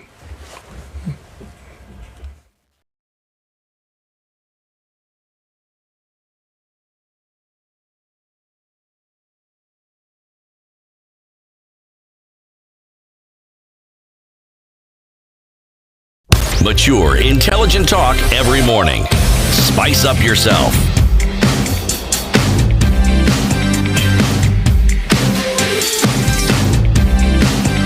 Mornings done right. 94.4 Spice FM, Nairobi. We're still looking at what happened in 2024 politically, economically in this country. Voices, alternative voices. Jimmy Wanjege has been one of those, and he's our guest. Jimmy, let me tell you, Sarit Center is not far from your office. Everybody knows where your office is, right? Mm-hmm. And Sarit is not far. Sarit, your city. So Sarit, your city has Africa's first ever light the world giving machines. Have you heard of it? No. So this is a machine that looks like, those vending machines. Mm-hmm. The ones where you go, you buy chocolate, put a coin, chocolate or soda or, crisps, right? So this particular one is similar, but they are working with the Church of Jesus Christ of Latter-day Saints and others like, other NGOs to say that this is how we are going to give during this festive season. Mm-hmm. So you go there and the vending machine has, lunch, it has a goat, it has all these things. So you select. And if you select, for example, a goat or chicken or a meal or food or fees or something like that, when you select, it tells you how much it's going to cost. You pay for it. Then that item drops. And whichever NGO is the one that's dealing with that, whether it's meals, whether it's, medical support, whether it's goat for Christmas, whether it's clothes, they are going then to take that item to a beneficiary community. Very nice. In January. So on this what is floor running. Are they on? Second floor. Mm-hmm. Now in Sarit Center is Sarit, your city, second floor. Just very nice. Right? Very nice. Yep. So noble idea. One of these days, there they can't do anything to you when you're in Sarit City. So walk to Sarit your city. Okay. Right? So go select one of those things and you support. It's about giving. Thank you. Sarit your city, Africa's first ever light the world giving machines. This is happening there. All right, Dennis. Yes. Now, Jimmy, when we talk about matters to do with where Kenya is 2024, how it has been politically, and you've mentioned Kenyans who died, the Gen Z pretty much, and you say Ruto must go, but we come from a point where Kenyans do not trust any politician right now to change this country. And as we finalize 2024 going to 2025, how do we look at the political space turning out to be in the future? Thanks, Dennis. Just to revisit this Moses thing, it has really sumbued my head. Good. Moses never traveled with thieves and abductors and murderers. Mm. So please let us get the right comparisons, Eric. That thing, it's really bugging you. It's really bugging me. Jimmy, the Gen Zs would tell you to sema ikutoke.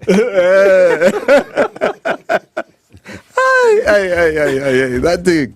But Jim, anyway, I think your point is well made. I will not blame it. I was going to say, with that crowd, and it had all the Israelites were in Egypt. There must have been thieves and vagabonds who aligned themselves. No, those were not his thieves and his abductors. All right? They were not his murderers. They were not.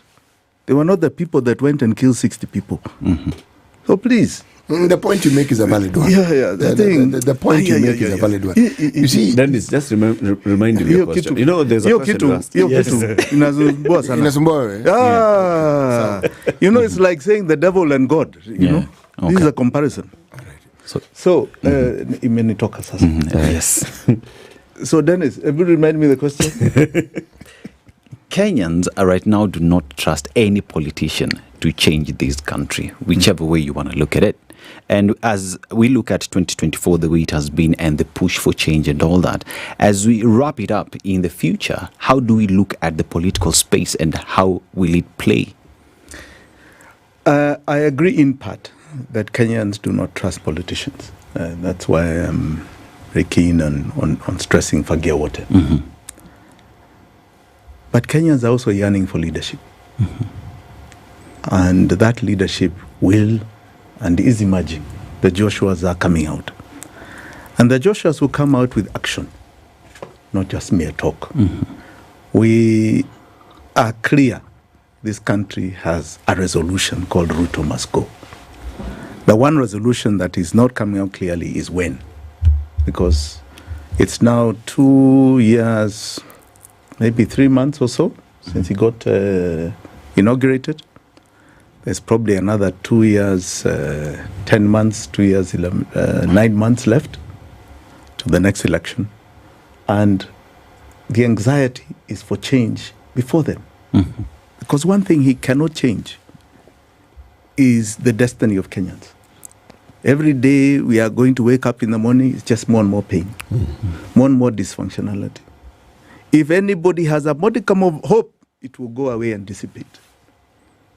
Right? So people want action. They want the now moment. What is going to close this now?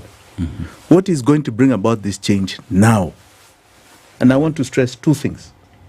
Two very clear things. Action must happen and is going to happen. This pain cannot continue unabated for the next 3 years. And there's two causes of action. There's a third one too, but I won't mention it here today. Two causes of action that we must own. Because it's not enough to just say Ruto must go. Mm-hmm. We must make it happen. The first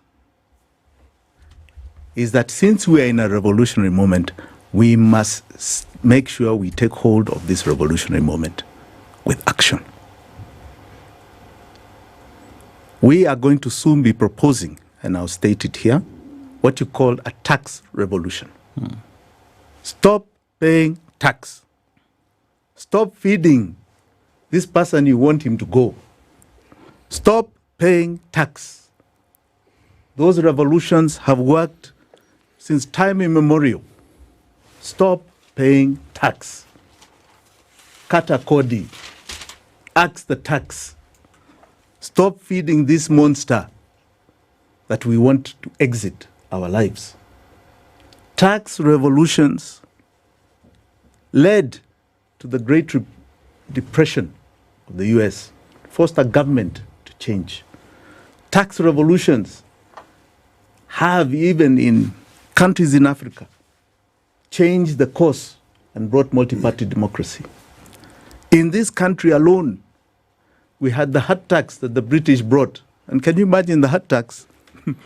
They said we had to pay 1 rupee for every hut we had. We didn't even have any rupees. We were doing barter trade. Mm-hmm. Okay? We were told we have to pay 1 rupee. So the whole basis was they wanted to get slave labor because they had nyakuad all the land. And we decided that enough was enough. That was one of the biggest catalysts to Mau Mau, if you want to know. Because from hut tax, we went to poll tax. I can give you a myriad of examples. Because what has happened is that there is a social contract between the people and the government. And the social fiscal contract between us and the government of William Samoei Ruto was broken long time ago. This money they are collecting from us is not benefiting us. Eric, I know you are a salaried person. You know, I was telling somebody this the other day, to their shock, and I can tell you they were very shocked. I listed for them the amount of money that they are paying to tax. And they said, oh, no, we pay roughly maybe 30%, 36%, I think they said. And I said, no. The actual taxation, right, for somebody who is earning a salary starts here. Maximum pay-as-you-earn rate is 35%. Yep. Then you have NSSF. These are now deductions. Let's call them deductions. Yep. You have NSSF. You have affordable at 6%. You have affordable housing, another 1.5%. You have SHA, which is 2.7%. So the total direct taxes are 45.2%. Earnings subjected to indirect taxes. Okay? Then you have indirect taxes of about 24.66%, net effect, and with a net effect of another, if you add that, it's another 30%. So the cumulative, what is showing here as cumulative, indirect tax on consumables, VAT, excise on money transfers, import duties, railway levy, so on and so forth, literally shows that you are paying something like 69% of your earned revenue to taxation. 69% is going to tax. So you're left with 30%. I want to give you a comparative example to France. France, you pay 60%, both direct and indirect. What do you get back? You get infrastructure. You get security. You call the police, they are there within 5-10 minutes. You get free education, free hospital quality care.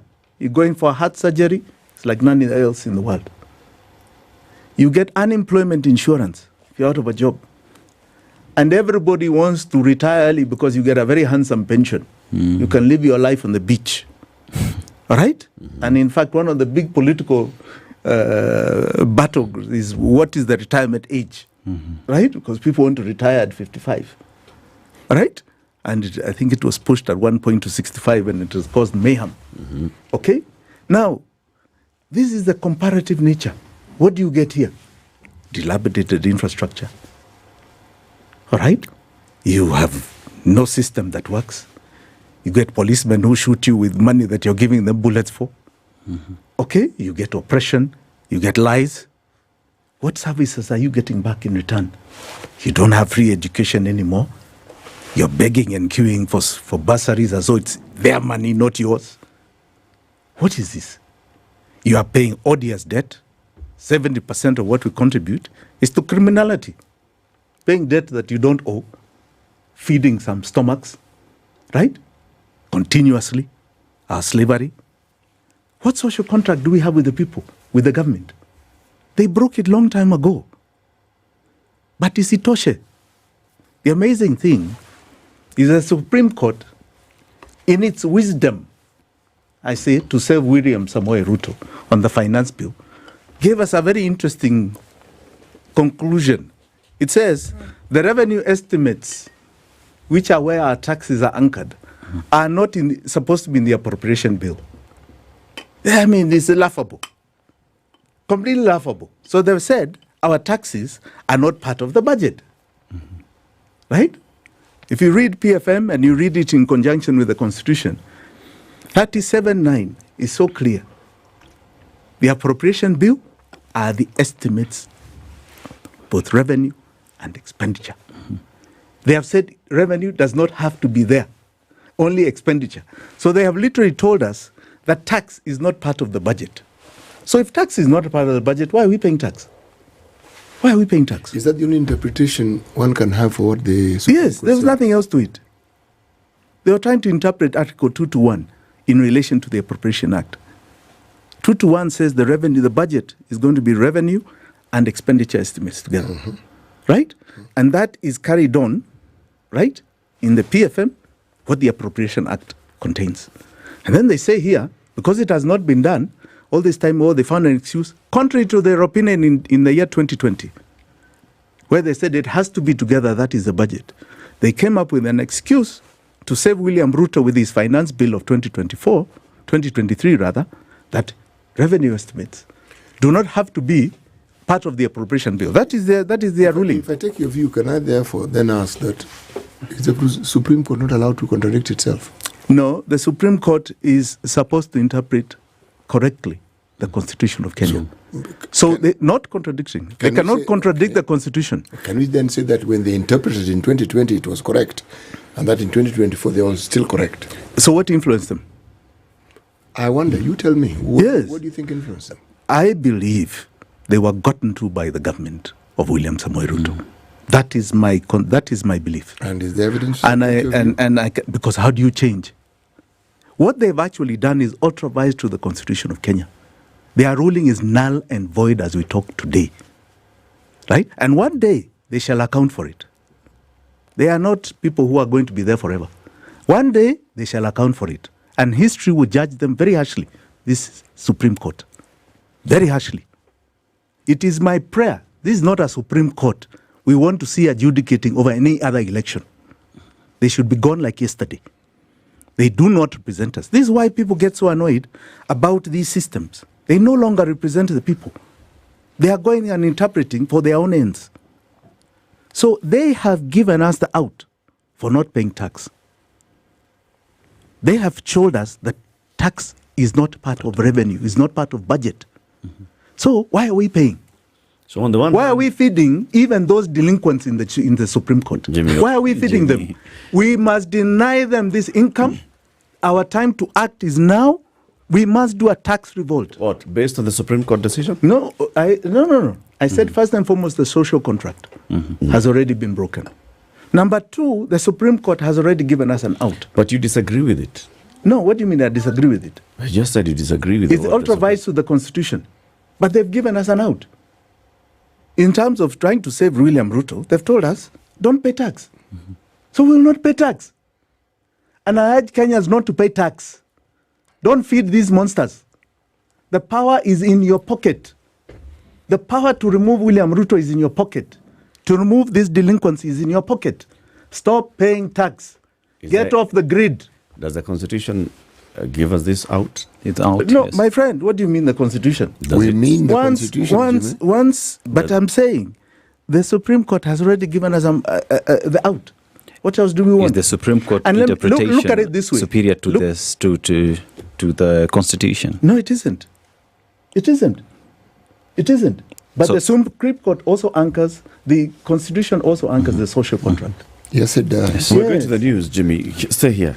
And then we'll hear also from the people in the next hour, right? Right. Let's hear from what they say. It's 9 a.m. It's time for the news. Jimmy Wajege will stay here for a bit longer.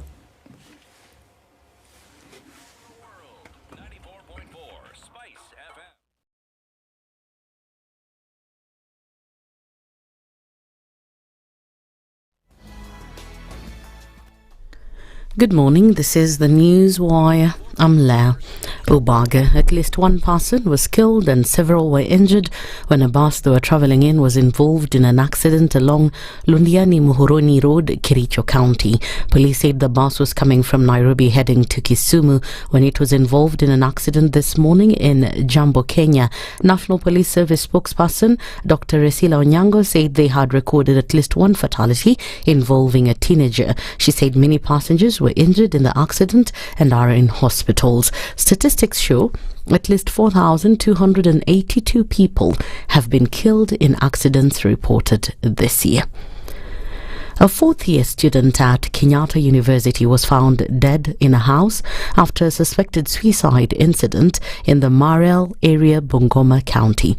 Police said the body of the deceased, identified as Ian Ngahu, 24, was hanging in his parents' maize store. No suicide note was recovered and the motive is yet to be established. In another sad incident in Kitengela, Kajiado County, a 13-year-old boy died by suicide in his father's house.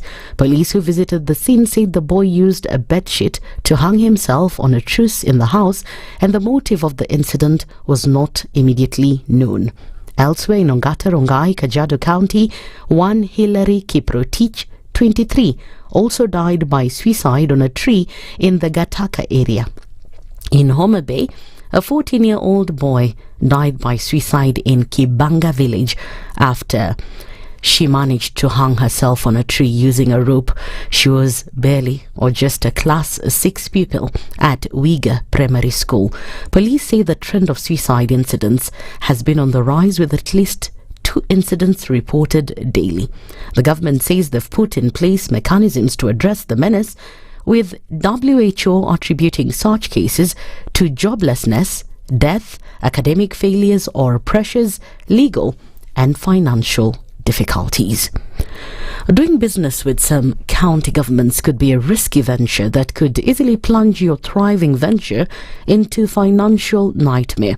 Controller of Budget Margaret Nyakango said that county expenditure reports indicate that pending bills have shot up by 15 billion in 20 counties in a record 3 months. The revelations expose suppliers' pain as some bills remain unpaid, with some debts dating back to 10 years. Governors Johnson Sakaja and Jeremiah Lomerukai have been put on the spot after revelations their administrations accumulated close to 7 billion in pending bills in just 3 months. The report shows that Jeremiah Turkana's governor's pending bills rose by 4.02 billion shillings, while Sakaja's Nairobi increased by 2.61 billion. The sharp increase happened just between June 30th and September 30th. Now into health matters. Tuberculosis, that is TB, was responsible for the majority of the 21,000 deaths of living with HIV and AIDS last year. The civil society organizations in the health sector protest was due to the government's failure to incorporate the fight against TB in various government policies. During the World AIDS Day celebrations presided over by Health Cabinet Secretary Dr. Deborah Baraza, the CSOs complained that despite TB causing more deaths among persons living with HIV, the government has not factored it in the Social Health Authority. And finally, Safina Party leader Jimmy Wanjigi says Kenyan politics made a turn this year due to the Gen Z protests. Speaking on SpiceFM's Situation Room, Jimmy eulogized with the families of 60 youth who were killed during the protests, terming them as heroes who started a revolution. And it's important to understand these were young Kenyans, young heroes, because we cannot forget them. Brian Lemayen Kasain of Narok, Austin Makoha Onyasi of Nakuru, Mike Kihunga of Nakuru, Kelvin Madanga of Nakuru, Kennedy Onyango of Rongai, Anthony Kimeo of Rongai, Rex Kanyika Masai, Matthew Joroge, Kevin Mawasi, Beasley Kogi, David Chege. Those are 11. These are names we cannot forget. They died for the economic revolution that Kenyans are seeking. The revolution is on. It is still on, it has not ended, and will not end. That's the news wire. I'm Leah Ubaga.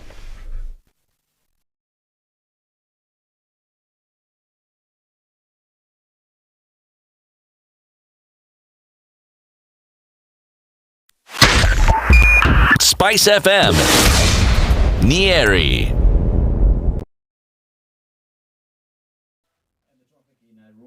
As we speak right now, we just have the latest information. The Kenya National Highways Authority, KENHA, is notifying the public of temporary partial closure of Nairobi-bound carriageway on A8, that is Mombasa Road, between Fuso Simba Court and the Southern Bypass Interchange Ole Sereni for 7 days from Friday 6th.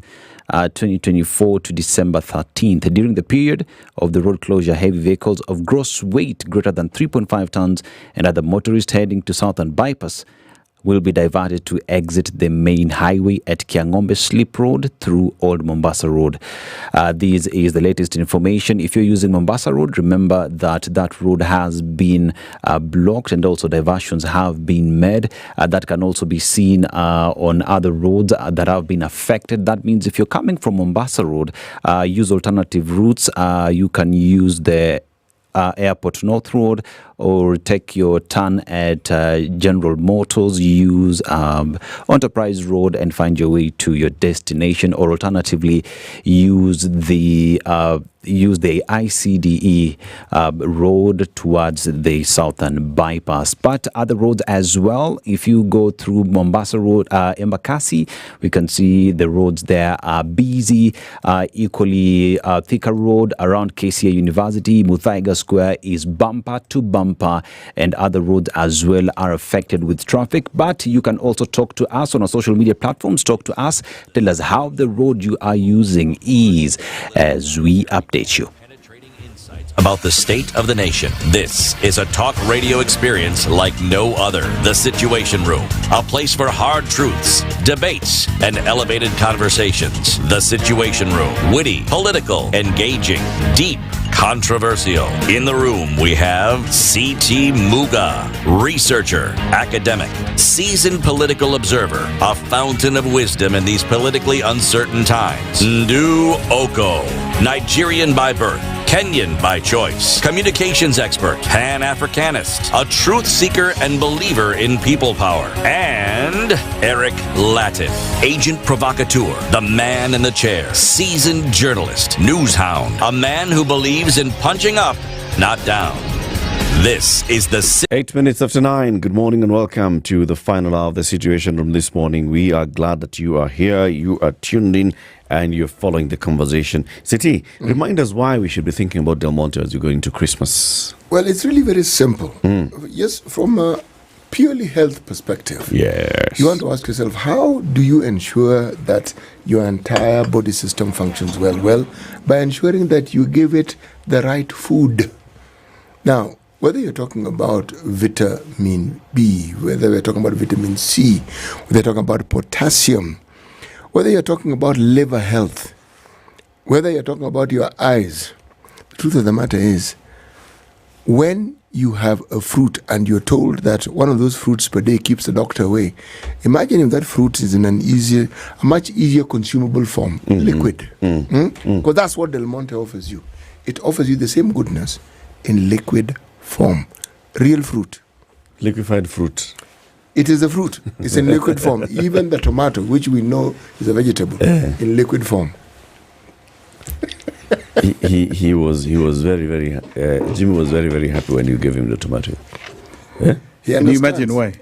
He understands the benefits of gets tomato. it. No, he gets it. He gets. Lydiah is saying now, because we have Dennis Aseto as our guest today. You know, mgeni siku ya kwanza lazima mpe juice moja. Yeye pia bwana mgeni siku ya kwanza unajua. Dennis uko na bahati. Wewe unasema Kiswahili. Nitakupatia gold ile wajua. Dhahabu ile. CT, you said I take the gold, yeah? Yeah, take the gold. Thank you. It's gold what? It's actually Del Monte Gold Pineapple. Yes. Dennis, just so that we understand each other, mgeni is today, eh? Mgeni siku ya kwanza. Siku ya pili aende shambani. Siku ya pili I know his brother. Aende shambani. Tomorrow you'll be looking for that film of mgeni. It's done. Hakuna juice. Kesho shamba. Yeah. Jimmy, as we continue the conversation, let me tell you about what something KCB Foundation has been doing. All right. Looking at the levels of unemployment in the country and saying, all right, so yeah, all of us have, we can all see, but what can we do? And KCB Foundation, a couple of years ago in 2016, they started a program, they called it Tujiajiri program. And they said, in this Tujiajiri program, what we want to do is to empower the youth, particularly those who, you know, leave school and they are not able to go into college for one reason or another. How do we support them to go into college, to get a skill? And then beyond the skill, how do we even support them into starting a journey towards employment, and self-employment being a big one here? So they have partnered with several TVETs, and then they have a program where they say, come in and apply, and they pick several applicants. Those applicants go through TVET, sponsored by KCB Tujiajiri. And then after that, as they're going through the training, they're also trained on how to, you know, bookkeeping, financial management, plus financial literacy. It's not that when you make your first sale for whatever, you go and kule hiyo pesa yote kurudishia mwili shukrani. No. Think about how you shall grow this biashara of yours to become bigger. Think of the dreams that you have. Can you write down those dreams? Can you work towards that? Goal setting and goal management. All that, KCB to Jajeri program has been doing it. They have trained and they have supported thousands of youth who have graduated and they've, started their own enterprises. Congrats. And they're doing it. Very good. Yeah. Very good. We'll be interviewing some of them. We've told them, we want the people who have actually gone through this program and they have started some work to come. Some of them we've seen. There's a guy in Lodwar. Mm-hmm. He dropped out of school. He wanted to go into college. He was not able to go into college, school fees and all. He applied for the KCB to Jajeri program. He got into that program. He went and trained. Now he is doing water projects for his community. And he has employed a couple of people. See, part of the program doesn't just kwajiri you. They also give you the wherewithal. If it's equipment that you require, some fundamental and perhaps a little too expensive for someone to afford, it's part of what they do to package that process so that you are actually able to do what it is that you're trained to do. Yes. So the beneficiaries, Eric and I actually saw the video, the clip that these individuals two of them who had benefited were speaking about what it is that they're doing and how they're doing it. And when you look at it, you realize, yes, without that input from KCB, these individuals would not have been able to do what they're doing. Yes, they may have had the knowledge, but just to get and go and move along in the absence of that. But it's not just the equipment. They will also give you a little finance to help you chug along as you move around the business. Very good. So it's something they've actually thought. I hope they're being very generous about in terms of the amount of money they're giving. Yes. And Yes. even the rate. Yes. Even the rate is single-digit interest rate. Yes. Yeah. And they have partnered with a very, very huge manufacturer of some very serious equipment. Bosch, I believe, is how they pronounce. Good. Yes, exactly. So when I say it's a 360, it is. They really ensure that whatever it is they've trained you for, you're able to move along. None of these were doing Likua. None of these were doing Likua. Oh, that's fantastic. Yes. Oh, very good. City. Yes, please. The proverbs for this week are from the kingdom of Lesotho. Lesotho. Is it Lesotho, Lesotho, Lesotho? What do you think? Jimmy, what is it? That Lesotho. Well, actually, it is Lesotho. Okay. Since you asked me the question, a Kenya, one person from Kenya is called Kenyan. Okay, one person from Lesotho is called who? Lesothian. Okay. This is the problem of... Dennis, what's your...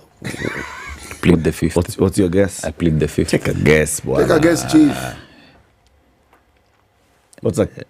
One person. One person. Yes. From Lesotho. It's called Lesotho. All right. Thank you for guessing. One person is called Amosotho. Amosotho. Yes. Yeah? People are called Basotho, like Bakongo and Bakenya. Okay. The language is called Sesotho. Sesotho. Yes, that's a language. I like that. And the country, of course, is Leso. Okay. So now you know. Yes. The proverb? The proverb from this delightful country: cattle are born with ears, horns grow later. Cattle are born with ears. The ears are born with the growing is for the horns. The horns grow later. Yes. Okay. All right. So Jimmy, leo tumesema kuja uongee ikutoke. Okay. Iseme ikutoke. He's saying there are two causes of action that you see that you'd like, people to rally on. One of them is direct, complete civil disobedience, stop paying taxes. Why do you say civil disobedience? Well, stopping to pay tax, surely. You see, the government itself has caused disobedience to us. It's the cause. They have broken their social contract with us. So two wrongs make a right. Their fiscal social contract with us. And we have one very clear responsibility in our constitution. We must protect it and ensure that it is obeyed. Ensure fidelity. And one of the ways we do it is through civil action. Not disobedience. Civil action. Maandamano was civil actions. The tax revolution is civil action, not disobedience. CT challenged me about disobedience Yes, I did. to the law. Yes, I did. And I want to quote the law here from the Supreme Court. In their ruling, E031, E032, E033 of 2024, delivered on the 29th of October,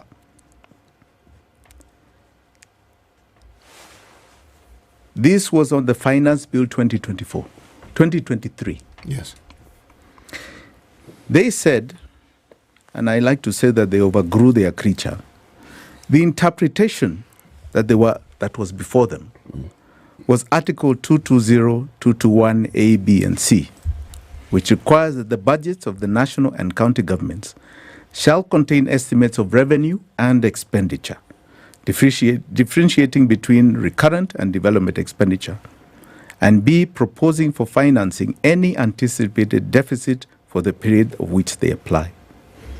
The spirit of the Constitution clearly demonstrates that tax revenue and other estimates must match the expenditure, and none can exist without the other, as the revenues finance the expenditure. All right?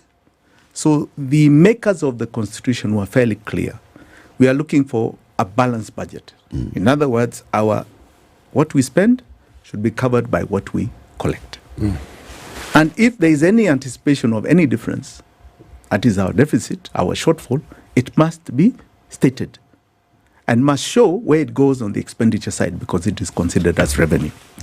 Now, these provisions, if you go on further, right, are anchored very well in Article 221, 1. It goes on to 221.3, and it goes on to 221.4, which requires the National Assembly to consider the estimates of revenue and expenditure, all right, and present and table to the House. It is also clear that the National Assembly is required by the Constitution to discuss and review the estimates of expenditure, the budget required as in Article 1. It goes on, Article 2215, discussing and reviewing the estimates. It goes on, right, to be actualized in PFM, Public Finance Management Act of 2012, which says in 37.9, requires upon approval of the budget estimates are both revenue and expenditure, as per Article 221 of the Constitution.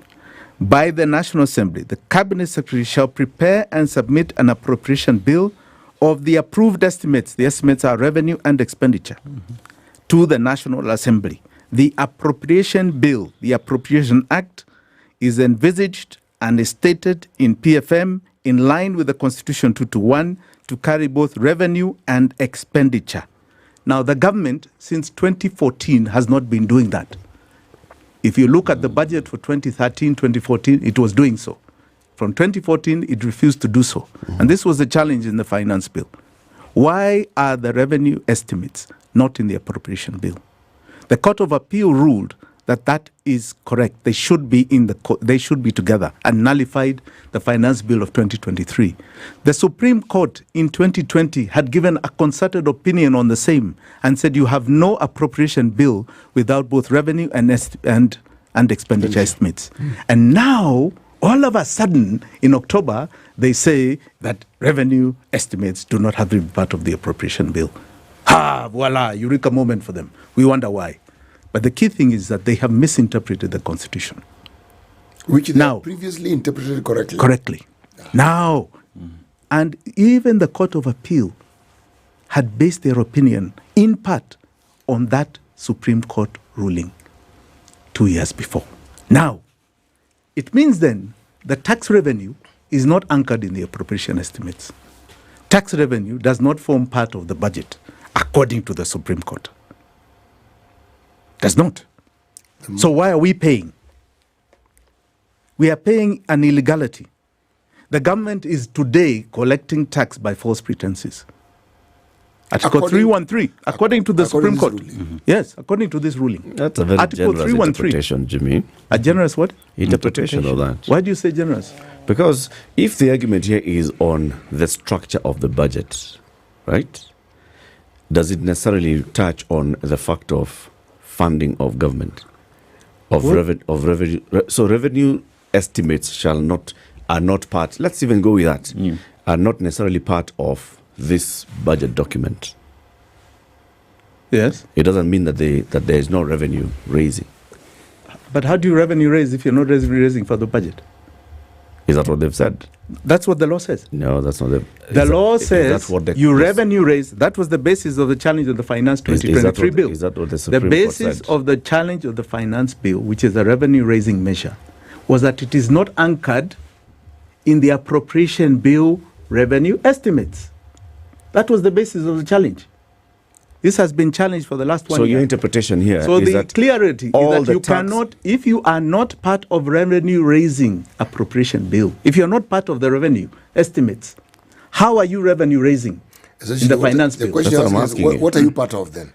So are you? No, you don't exist. So your interpretation is that all the tax laws, therefore, are null and void. What are tax laws? Are they not revenue raising? Yeah. For what? So they're null and void. For what? For what? For what? To fund What the are you government. raising? Yes, to fund where? Where is that anchored? In law. It's all anchored in law. Where is it anchored? Where is it anchored? You can go back First to the and Supreme foremost, Court. it is anchored in the budget. I'm asking you, so your interpretation... It is anchored in the budget. And it is anchored in the budget revenue estimates. It's okay, Jimmy. I'm asking you. So your interpretation of the Supreme Court decision is that all tax laws are therefore invalid. All tax revenue raising measures and laws are completely invalid. That's what you're... Absolutely. Based off the interpretation. Absolutely. All right, so let's go into now seeing how to practically implement what your interpretation is. Oh. So you say that you, Jimmy Wanjege, are stopping to pay tax. Yes. You, Jimmy Wanjege. Have you stopped? Have you started? I'm completely stopping. Yeah. Yes. I will not file any tax return. Like you told us, very many indirect taxes. I will not file any tax return. There are very many indirect taxes that we pay. How will you stop paying? I those will pay indirect? cash. And I'll convince the vendor to accept my cash, and I don't want a receipt. For whatever cash you pay, there is the indirect tax embedded in it. Whether you're paying by card or by cash. I am going to ask that there is no platform. If you buy fuel today, This is the civil action. The civil action is this. It's a concerted civil action. We are not going to give what is legally not bound for us to give. Number two, the government anyway has broken our social contract. So it is a point of civil disobedience. So how do we do and it? if we mobilize, no, hold on. If we mobilize the thousands of us not to do so, what action can the government take? That's what I'm asking. So They can't. Give the roadmap. I've given a roadmap. What do we... I am asking... When you go to buy I am bread... asking. when I am you go- asking. Well, when very you- simply this. When you go to buy bread today and it has 16% VAT and there's excise in it, or when you're buying airtime and there's excise in it, when you're transferring money, there's excise in it, or even either mobile money or from your bank and there's excise in it, how are you going to avoid that? How will you stop paying 16% VAT on fuel? Well, there are many items that you cannot. I accept. There are many items that are structured that you cannot. But there are also very many items that you can. Today, civil disobedience is already happening. If you go around a lot of Kirinyaga Road, if you go down Grogan, you go down a lot of the main streets, even Biashara, people are asking you whether you want to pay tax or not, and are giving you a different form of payment. And that's what we want to encourage. People to get off the grid, get off your M-Pesa, get off your pay bills. Where you can, issue a receipt, you can throw that receipt book in the dustbin tomorrow. The more we are off the grid, the better. I'm asking those of us who are like-minded to say we are not going to file tax returns. What can you do when we don't file them? How many of us are you going to arrest? And arrest us with what? I am one. charge me. I'll show you how the Supreme Court has told us we do not have to pay. Jimmy, let me paint a picture. All right? Let me let me be that case. Let me be that case that opens up the door. All right? That sets a precedence for others not to pay. Because it's clear. Civil disobedience begins somewhere. It begins with the one person that goes on the street and says, I am prepared, right, to be arrested for my rights. Yes, Dennis? Jimmy Wanjigi, we live in a country where a lot of Kenyans are unemployed, and part of the documents that they need clearance for them to get employment is clearance by the taxman. So if you're telling them not to file returns and they get an opportunity to get jobs, how do they go about it? But how do they file returns when they've been unemployed? But it is a requirement of the law. No, but how do they file returns? They do. Do you understand how ridiculous it is? That's how ridiculous it is. No, but filing for who? You've been unemployed, you have no job. What tax returns are you filing? It's ridiculous. Come on, guys. It's just you are just being conditioned. It's the same way. Actually, no. Dennis, we talked about a system of oppression and exploitation and domination. Here you are again, right? Being made to be dominated and exploited. But we're talking about this the law. This is the Mzungu who came out and said the hard tax you must pay in a rupee. And when you couldn't, right, forced you to slave labor. This is what's going on here. Or took your livestock. Okay, and took your lives. Livestock. We are tired. Or took your livestock, correct. Okay, this is enough. This is part of civil disobedience. Stop telling us to conform. We are not going to conform. You say we are not filing that return. That's what happens, Dennis. Right? So think out of the box. We say we are not going to file that return. We are not going to do what you're asking us to do. We are objecting to this nonsense. Right? Because it is part of conditioning us, dominating us, extracting from us. Jimmy, you know where the disconnect is? This is something you have clearly given thought. Yes. Us, we're beginning to give it thought now. Correct. Okay? Okay. All right? Agreed. Yes. And we are thinking of, if I may use the word conditioning, of what it is we think will happen if we do not pay tax. Yes. Okay? Yes. Now, civil disobedience, I think, is actually permissible in our constitution. See, since we're taking liberties, if you think it isn't, then tell me. But this is my thought. Okay. That's the interpretation. That's my interpretation. Now, if what you are arguing, when you say don't pay taxes, it's omnious and it conjures up all manner of terrible things that will happen to me. I don't want to go that route. So let me look at it this way, that you're saying, if I pay taxes as currently prescribed, then what I'm doing is I'm feeding a certain beast, which beast has been responsible for all the pain and aches that I've been experiencing. And by continuing to pay, I'm actually paying for my own discomfort. Correct. That's what you're saying. That is what I'm saying. And on top of that, we have an out. But let me take you back to an example that you've given, that you are worried about outcomes. Completely. In relation to civil disobedience that you say is in our constitution. It is. Now, there was a time in this country, in the advent of the second liberation, that so-called civil disobedience was not allowed in our constitution. Completely. You could not assemble without a letter from the policeman or the chief. You could not, even as an MP, could not address a baraza without a letter from a chief. You couldn't meet in your house more than 5 people without a letter from your local police station, let alone have a rally. And people said at one point, I'm sorry, enough is enough. It's more than and enough. We are going to break that barrier. That is why we have the civil disobedience that you're talking about, that Ruto is now trying to claw back on, that you cannot assemble. Okay? We have that freedom because people took the step. Unlike a lot of our neighbors, they don't have that freedom in their constitutions because they've never taken the steps. We are so reformed. This is now the next phase. This is now, we are walking down what you call the path of our economic liberation. We've gone through our political. And economic liberation is our pocket. And we can refuse to feed this monster. The power is in our pocket. We can refuse to participate. That becomes our civil disobedience. And what are they going to do? How many thousands are you going to lock up? You don't even have the money to lock us up. You won't even have the fuel to fuel your vehicles to come and arrest us. You won't have your bullets to shoot us.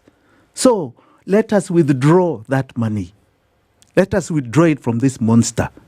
Okay? Until this monster accepts that it has failed and needs to change. And this opens up a whole new political direction for future generations. The power is with us. As envisaged in the Constitution, it is the people, not the government, not these so-called represented agents. It is us. We can say no. And I can assure you, that's all it takes. The one person. Tunisia, it took one person to go and burn themselves in the street. And it started what you call the Arab Spring. Kenya, we are already in revolution mode. Gen Z began it. And they began it so well. It's still there. It's not over. It's not over.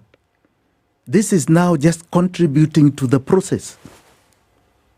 We withdraw any support to this monster by making sure we do not feed it from our pockets. You know, that conversation of the ODS debt was palatable to me.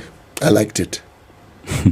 And why I liked it, there's a reason why. Because the picture had been painted and the justification provided as to how it is. There are monies we are told we owe, and yet we actually don't owe.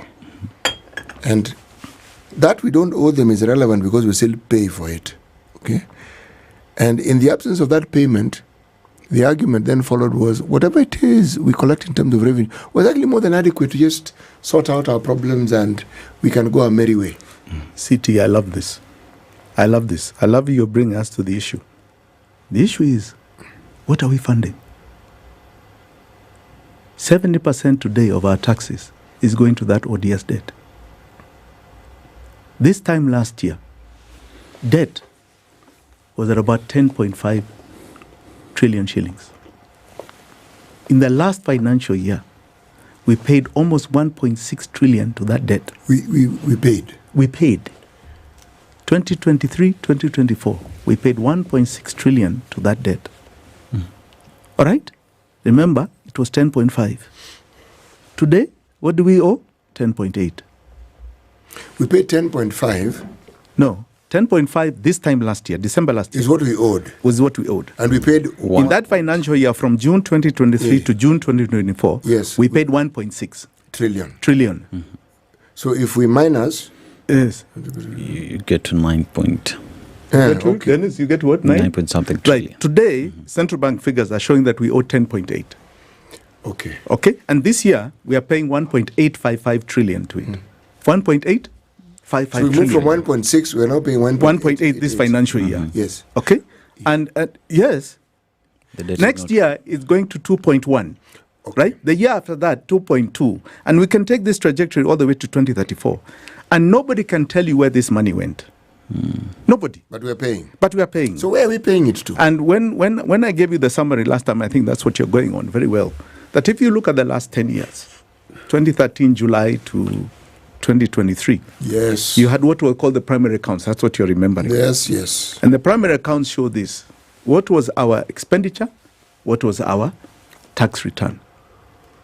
Our expenditure, including all the development expenditure stated, which was about 6 trillion in 10 years. Our counties, our salaries, our pensions, our operations were 14.6 trillion. Right? Without debt payments, remove debt payments. And then you look at our income from tax revenue, 13.3 trillion. So we had a deficit of just one EV. One EV. Yes. But we went and borrowed 7.7. And 6.4 trillion above what we needed. And yet the shortfall was only one. But we went and borrowed another 7. Yes. And in that time, take note, in that time, we have paid 7 trillion. We have already paid 7 trillion. Yes, in loan repayments. Right. All right. Remember, we only had a shortfall of 1. Yes. We paid 7 trillion by June 2023. But what we owe was we only needed 1.4. All right. Right? But we borrowed 7.7. And we've paid 7. And in that period of 10 years, we paid 7. Okay. This thing is never ending. So why are we feeding it? Because if you can show me what all these trillions have done in this country for us, I'll accept. Now, to show you the sadness of it is this. Very simply. You can see the issues we're having even in schools, grade 9 and so on. Okay? This year, we are paying 1.855 trillion in debt. We don't know what it is for. We don't know. What it's about. We've actually been told. Okay, 1.855 trillion. 70%, okay, yes, of our estimated revenue. And those revenues, by the way, are really coming down. Okay, they're really coming down. The estimates are really short, I think, today over 40 billion, just in the last 4 months. Now, you imagine to fund education in this country as it is today. You have 10 million kids in primary school, right? Give them 4,000 shillings per year. That funds everything. That's 40 billion. It funds everything. It funds the salaries of teachers, funds everything. Take another 4 in high school. 4 million, because that's the drop-off rate is about 6 million. 4 million in high school. Give them 20,000. That is 80 billion. 80 plus 40, 120. And then go to university, you have 250,000. 250,000, the average plan, let's say, is about 300,000. They normally say a government a third, or rather a loan a third, a parent a third, and you can say government a third. Those 3 portions. So let's say you are paying 100,000 per student. That's another 25B. All right? So 145B funds our entire education system as it stands today with the numbers per year. And yet? And a parent will only take out money at university. At university. You have no teacher strikes, you will have nothing. A parent maybe will only buy uniform, at best, at most, rather. Okay? Right? 145B. We are spending 1.9 almost trillion on debt we don't know what it's about. Do you see the tragedy? So really, why are we feeding this monster? You see, why I like that conversation, it's actually very far removed from me. Taxes is here. It's here. Yes. And if I don't pay taxes, the consequences are also just here. Yes. What are your consequences? Let's take a break. Yeah, let's take a break. Then I'll come back and so tell we've said, the indirect taxes that you're saying that may be difficult to implement. The direct taxes may be also difficult to implement because the direct taxes, unless you, for example, you're an employer, are you saying that you're not deducting payee and SHIF and what's the other one, SSF and housing from your employers to remit to the government? Eric. Okay, you'll tell us. Yes. 21 minutes to 10 o'clock. Jimmy Wenjeke is our guest today. We've been talking about the KCB to Jiajiri program and how it has benefited very many youth.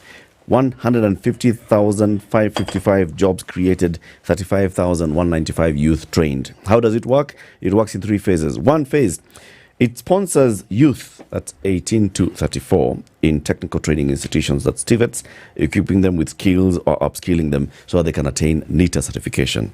And then the second bit is the program incubates the enterprises created by these students by offering business development services. They get one-on-one mentorship on how to register a business, how to create a business, how to have a business plan and all. And then when they graduate and they're ready with their ideas, and they've been vetted for bankability, they receive credit that they qualify for to advance their business interests. This is also the point where the KCB Foundation exits and where the KCB now comes in and starts offering them the credit. And it is at affordable rates. You want to learn more information? Go to kcbgroup.com/foundation. That's kcbgroup.com/foundation. Keep it here. We'll be back shortly.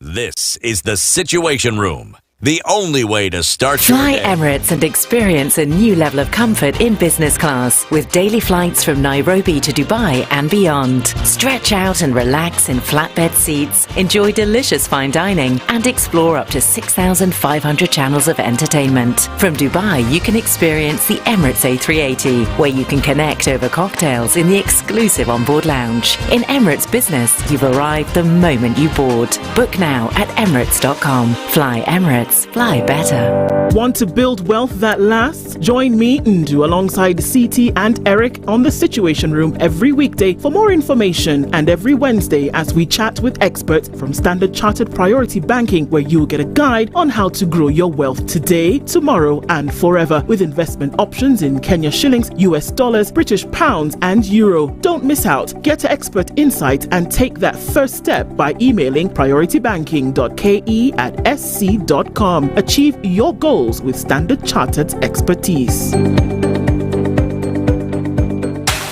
The weather with SpiceFM. And the weather in Nairobi is 26 degrees highs and lows of 15 degrees. Kakamega County, highs of 30 degrees and lows of 40 degrees. Mombasa City, highs of 31 degrees and lows of 25 degrees. Pretty hot in Mombasa. And Nyeri Town, highs of 26 degrees and lows of 13 degrees. Nakuru City, highs of 26 degrees and lows of 12 degrees. We go to Lagos, Nigeria, where we'll be experiencing highs of 34 degrees and lows of 25 degrees. Johannesburg, South Africa, highs of 27 degrees and lows of 17 degrees. And the city, Muga's favorite city, Kinshasa, highs of 33 degrees and lows of 24 degrees.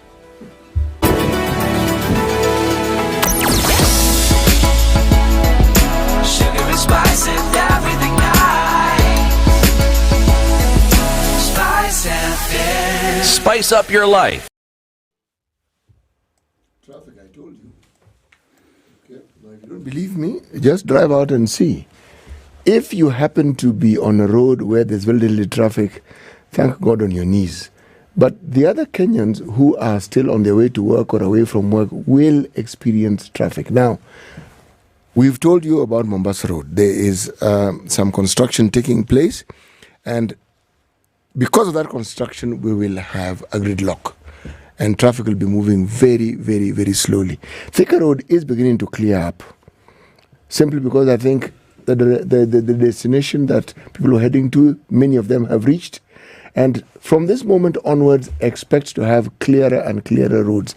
But that intersection with Haile Selassie will still have a problem, simply because something similar to what is happening on Mombasa Road is what is taking place over there. Some tunnel is being dug up and it is causing a bit of a problem. In fact, as of this morning, whatever had been dug up was looking like a lake. That is what happens when it rains. Good people, please drive carefully. Be conscious of the fact that there are other road users, not necessarily in vehicles, whether they're walking, whether they're on bicycles, whether they're on tuk-tuks. They're road users like you. Have a lovely day. Mature, intelligent talk every morning. Spice up yourself.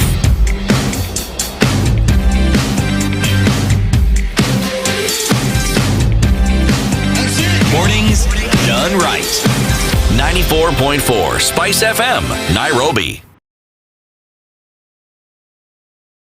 This is Kenya's biggest conversation. Now we continue for the next 16 minutes with Jimmy Wenjege. So he said there were two causes of action. We come back to the tax one. What's the second one? I don't know why you want to drive me when you've not finished Katakodi. Yeah? Katakodi is imperative. But anyway, we'll go to the next one. Yes. The next one is simply this. We must understand that the power the Constitution gave us is supreme. Article 1 enables us to get back power from our donated agents. One of William Ruto's biggest fears is forming the Electoral Commission. IEBC is going to be his biggest monster. And I'll tell you why. Not because there are many, maybe a couple of MPs who want to quit his party and go into other parties.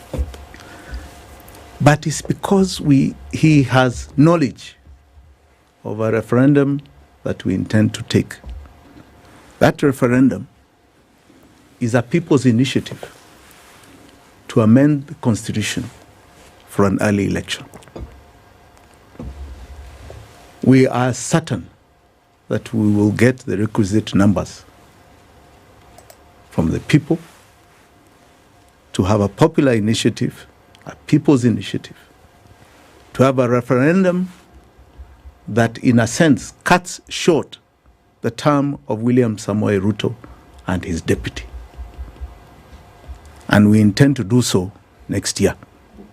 Let him form that IEBC. Ataona chemte makuni. Explain that. It's very simply this. So a constitutional referendum. A referendum to amend the constitution to call for an early election. Yes, to cut short. And this thing happens in 2025. So the early election will be in 2026. No, why? Why not in 2025? The intention of that amendment, which is before the court, is that within 14 days of passing that, he should vacate office. And if he vacates office, the speaker holds on to for 60 days. We must have an election. So why do you say 2026? So what is the amendment here? Is it a constitutional amendment Yes, to change it's a the date of the constitutional election? amendment to amend the term of the current holder. Current holder of the office. We are not trying to say we want to amend it in totality. It's to amend for the current holder of office. So to impeach the president? Yes. Outside of parliament. Because the impeachment process is a parliamentary process, and we've seen parliament is already eaten up by him. So we are going by the popular initiative, wananchi to decide. Wananchi to decide. And judging by the mood we can feel in the country, we are certain that that is going to be a fantastic campaign. A fantastic campaign. I am impressed by the pursuit of processes of this nature in accordance with the law. But there's a question that always lingers whenever one discussions such as this one. What next? Because you want to say, let President Ruto be impeached. I guess he opened that door with the impeachment of Gachagua. Because the requirements for impeaching your deputy is the same as the requirements for impeaching you. That door was opened, I understand. And then we have an election. And then how do we know that we are going to find ourselves in a position where the problems that we've discussed in detail and then some, we will actually see the beginning of them being resolved? How? CT, Yes. stop being a pessimist. This is not pessimism. This is what is called a growth point. Let me assure you, the minute there is a head of state that knows, you don't even have 5 years.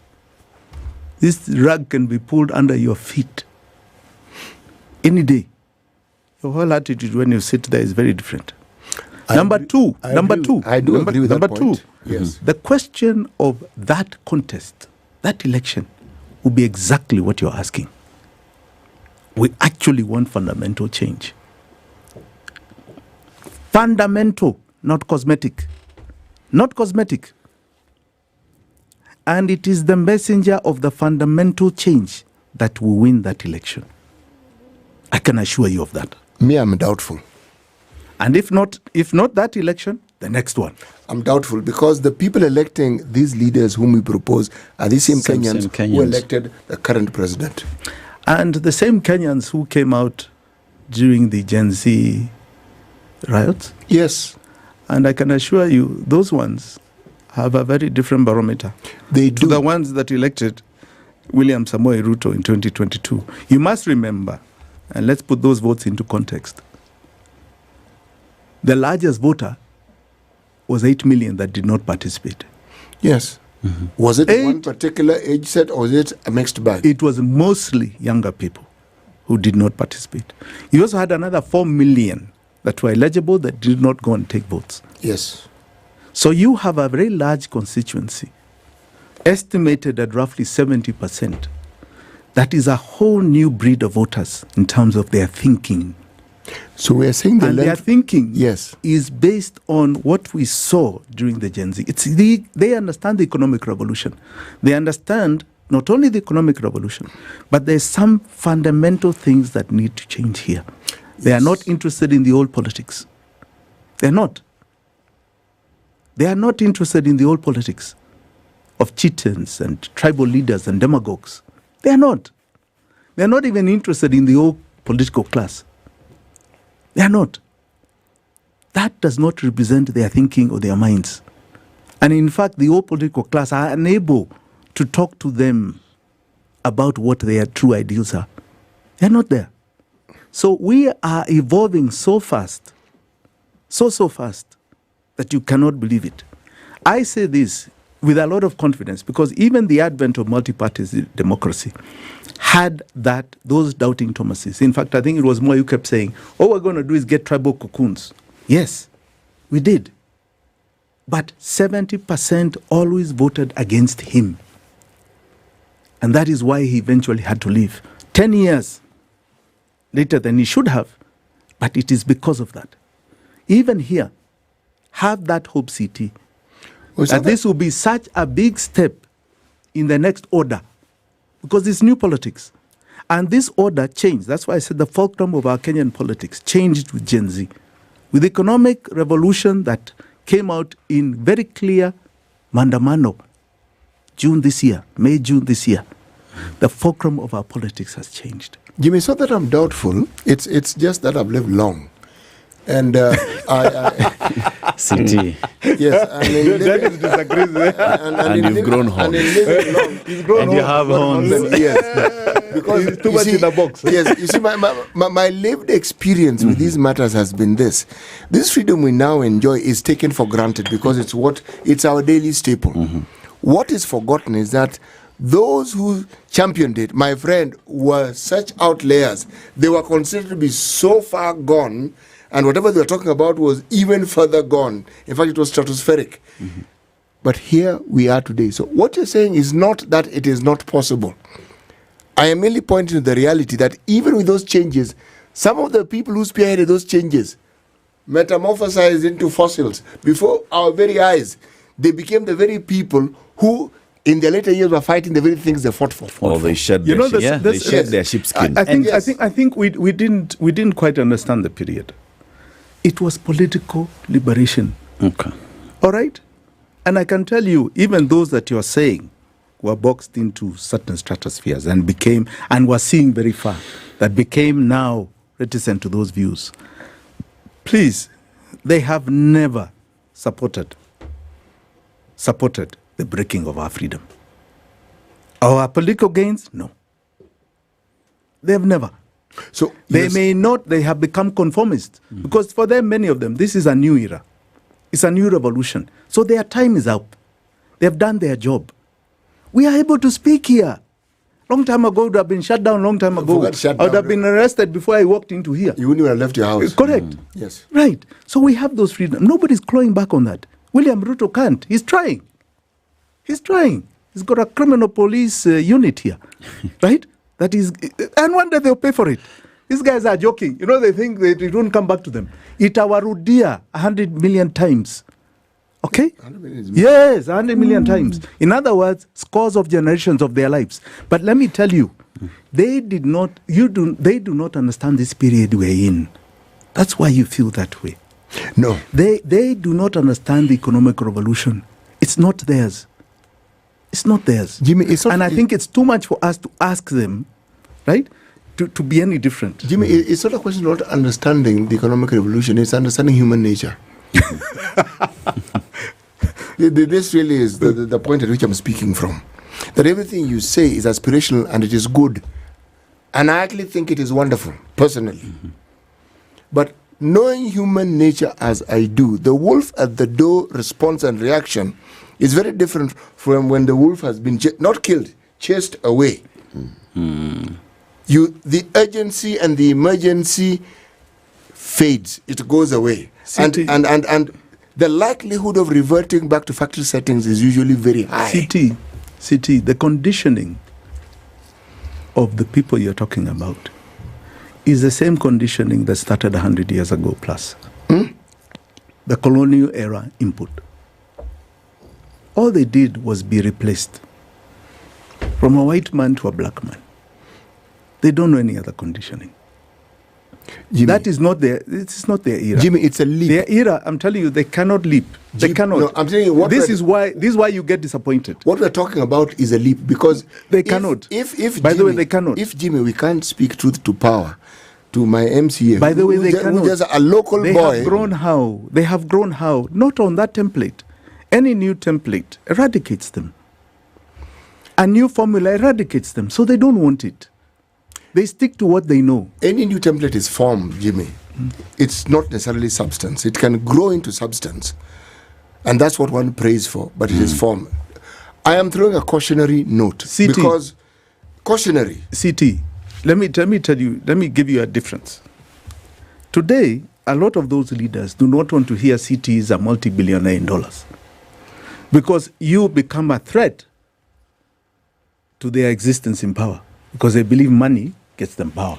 I'm just giving an example. Jimmy, why are you giving, I'm just giving false information? No, it's not false information. They do not want to hear that you have become a billionaire, a dollar billionaire. Yes. Right? And you are a friend of an opposition person such as Jimmy. Shida. Oh, utafungwa. Okay? Whereas the models that are now coming are literally about supply side economics, which means that you become the drivers of an economy, not the government. You become the billionaires. And in fact, you can take political direction. And the government becomes a facilitator. And, yes, opens up the doors for you. You become that dollar billionaire, right? And you're allowed to take a position. You're a conservative or you're liberal. Choose your side. You're for more taxes or less taxes. Choose your side. You're for the tax against the rich and the poor not to pay less tax. Choose your side. Okay? This is what is coming. That is not politics they know. That is not an economic model they know. They know, they don't want to know. It doesn't suit them. Yes. Yes, because this is not what they are conditioned. And it will not keep them in power. So they resist. Strange, right? though. And they give you lip service. Strange, though, because understanding is what would keep them in power. Oh, they can't understand this. They can't. It's too heavy. You see that? No. Look at any of them. Yes. Any of them. Look at the communities that they represent. Who have they built? In terms of the billionaires I'm talking about. In fact, they don't allow it. They kill them. They finish them. Any that come up, they finish them. That's not a template they like. Even competition within their own community. And we are saying that this is something because we have branded them as tribal chieftains. So this is something we've had just from the dawn of independence. Yes. It's the same colonial strategy. And you're saying that now we're about to break away from this. Yes, we have to. We have to. And we have a young population that is huge in terms of voting that are not interested in it. It doesn't work for them. It doesn't work for their future. No. And they're clamoring out of major political pain. So what happens? This is why I say it's revolutionary method. No, don't shake your head, CT. This is called revolutionary. We are in a revolution. Earlier this year, when we were talking about revolution, CT, how many doubting Thomases were there? Very many. Yes. Who could not see it? As far as revolution, even demonstrations in Nairobi were concerned, it was Raila's Preserve, for example. Right? What happened? Nobody has ever seen what we saw. And I've seen demonstrations here since 1992. I've never seen this.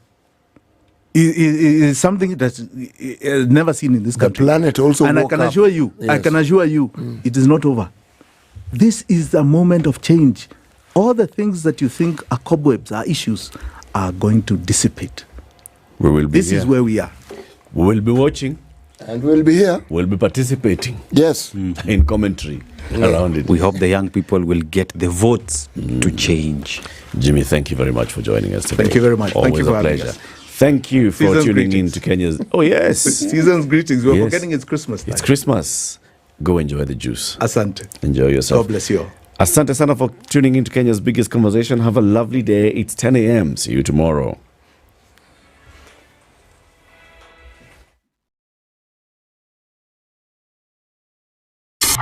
More of the classics and the hits you love.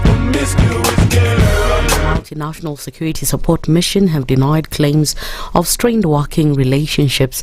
They also denied there was bad blood between the two agencies fighting gangs that are terrorizing locals. MSS Commander Godfrey Otunge said in a statement that the PNH And the MSS always plan and conduct police operations jointly on the ground, according to the mandate of the Multinational Security Support Mission, which aims to support the Haitian National Police in the fight against gangs in Haiti.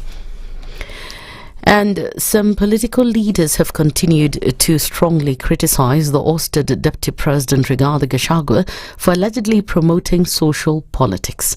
Speaking in Eldoret, led by UDA-nominated Member of Parliament Joseph Wairimu, the leaders have now advised Kenyans to shun Gachagua's politics in favour of collaborating with the current DP, Professor Kithure Kindiki.